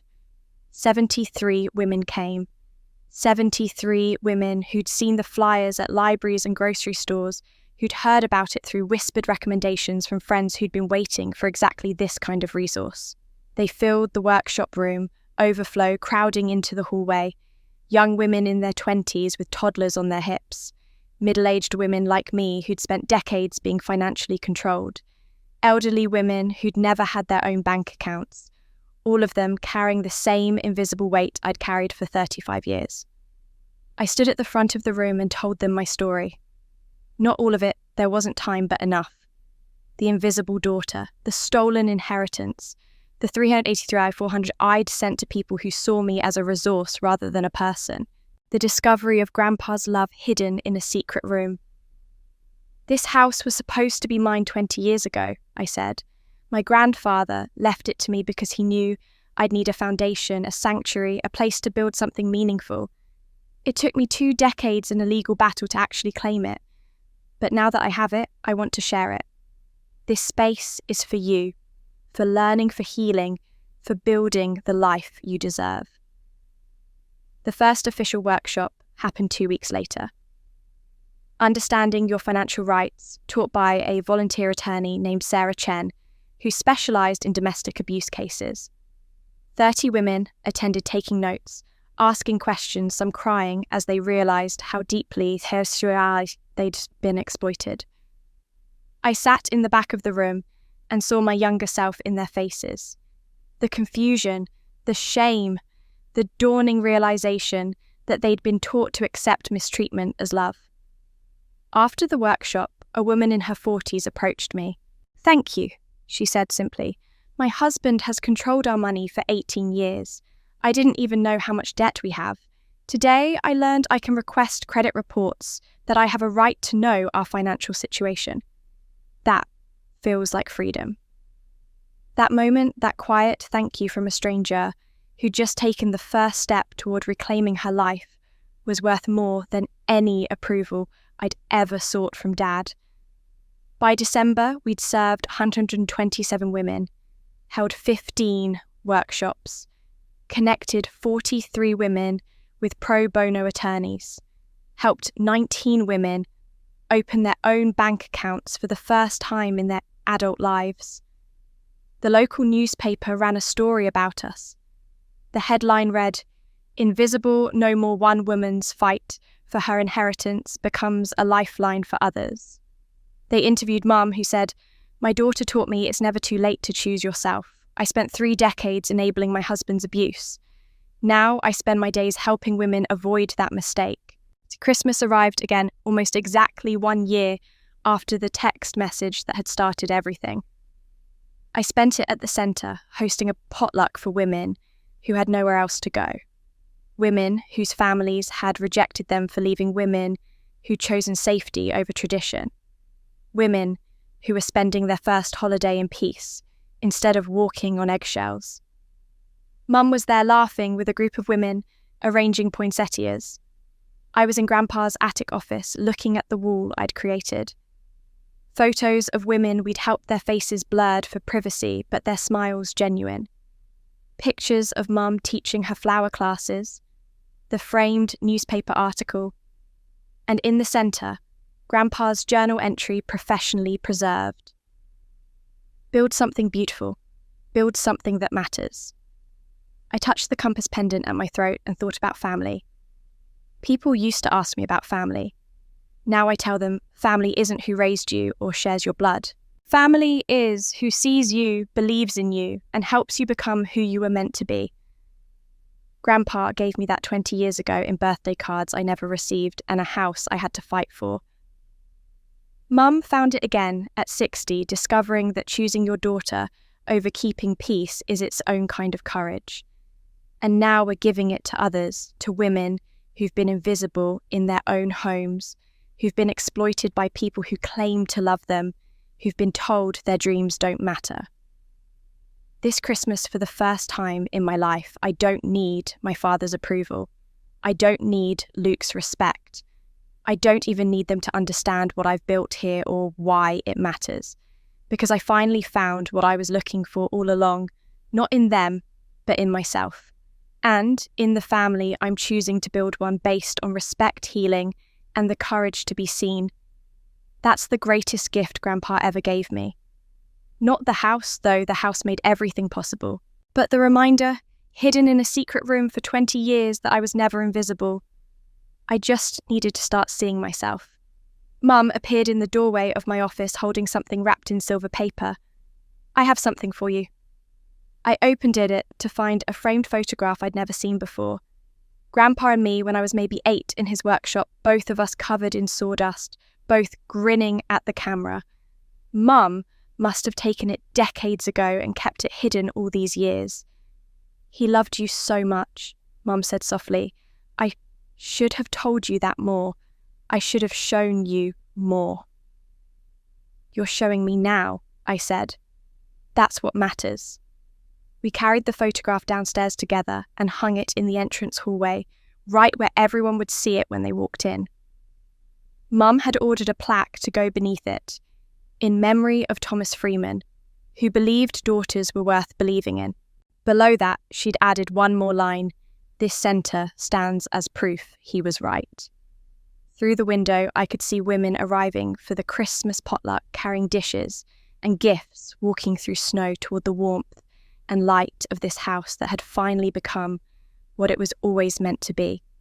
Not a monument to my pain, not a trophy from my battle, but a sanctuary where invisible women could become visible, where stolen resources could be reclaimed, where healing could happen, one conversation, one workshop, one boundary at a time. Mum squeezed my hand. "Ready?" I touched the compass at my throat, felt its weight, its promise, its reminder that I'd found my true north. Not in the approval of people who couldn't see me, but in the strength to see myself. "Ready," I said, and together we walked downstairs to welcome our family home. And that's where Jenna's story brings us today. Standing in the house that was always meant to be hers, surrounded by women who were once invisible, just like she was building something that transforms pain into purpose and isolation into community. But before we close this chapter, I want to talk to you directly because Jenna's story isn't just about one woman's fight for justice. It's about something much bigger that affects millions of families across America and around the world. How many of you watching this right now have felt invisible in your own family? How many of you have given and given and given, only to be taken for granted? How many of you have that one relative who gets praised for doing nothing, while your achievements are dismissed with a shrug? Drop a comment below and share your experience. You're not alone, and your story matters.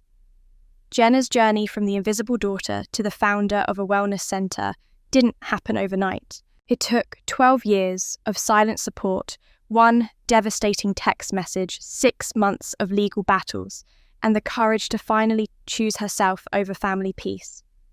But here's what I want you to understand: the moment she decided to stop accepting mistreatment wasn't the moment she became strong. She was always strong. She just finally decided to use that strength for herself instead of for people who would never appreciate it. If you know someone struggling with toxic family dynamics, share this story with them. Not as a judgment, but as a reminder that it's never too late to choose yourself. That invisible doesn't mean worthless. That years of conditioning can be undone. That family isn't determined by blood, but by respect, and love without respect isn't really love at all. Now let's talk about financial abuse within families. We don't talk about it enough. When it happens between romantic partners, we have resources. But when parents exploit children or siblings manipulate each other, we're told to work it out, or that's just how family is. Jenna paid $383,000 over 12 hours to people who treated her with contempt. That's not helping family. That's being exploited by family. She was conditioned from childhood to believe this treatment was normal, that she should be grateful for any crumbs of acknowledgement.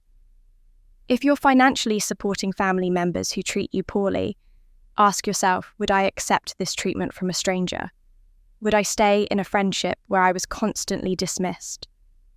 If the answer is no, then why are you accepting it from family? I know what some of you are thinking. But they're family. You can't just abandon family. Here's what Jenna learned. You're not abandoning anyone by setting boundaries. You're not destroying the family by refusing to fund dysfunction. You're not being selfish by choosing your own well-being.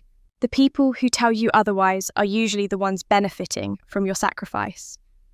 Jenna's grandfather Thomas understood something profound. He knew his son was broken in ways that made him break others, so he took concrete action. He left her the house. He wrote her letters. He built her a secret room filled with proof that someone saw her, valued her, believed in her completely. That's what real love looks like. Not control disguised as concern, but actual love that wants the other person to thrive and be free. If you've made it this far, I want to ask you to do 3 things. First, subscribe to this channel if you haven't already. We share stories like Jenna's because they need to be told, because they help people realize they're not alone. Because sometimes hearing about someone else's courage gives you permission to find your own. Hit that subscribe button and turn on notifications. Second, leave a comment sharing your thoughts. Did this story resonate with you? Have you experienced favoritism in your family? Have you ever had to choose between family peace and your own well-being? The comments section is a community where people support each other and realize they're not fighting these battles alone. Third, if Jenna's story helped you understand something about your own life, share this video. Share it with someone who needs to hear it.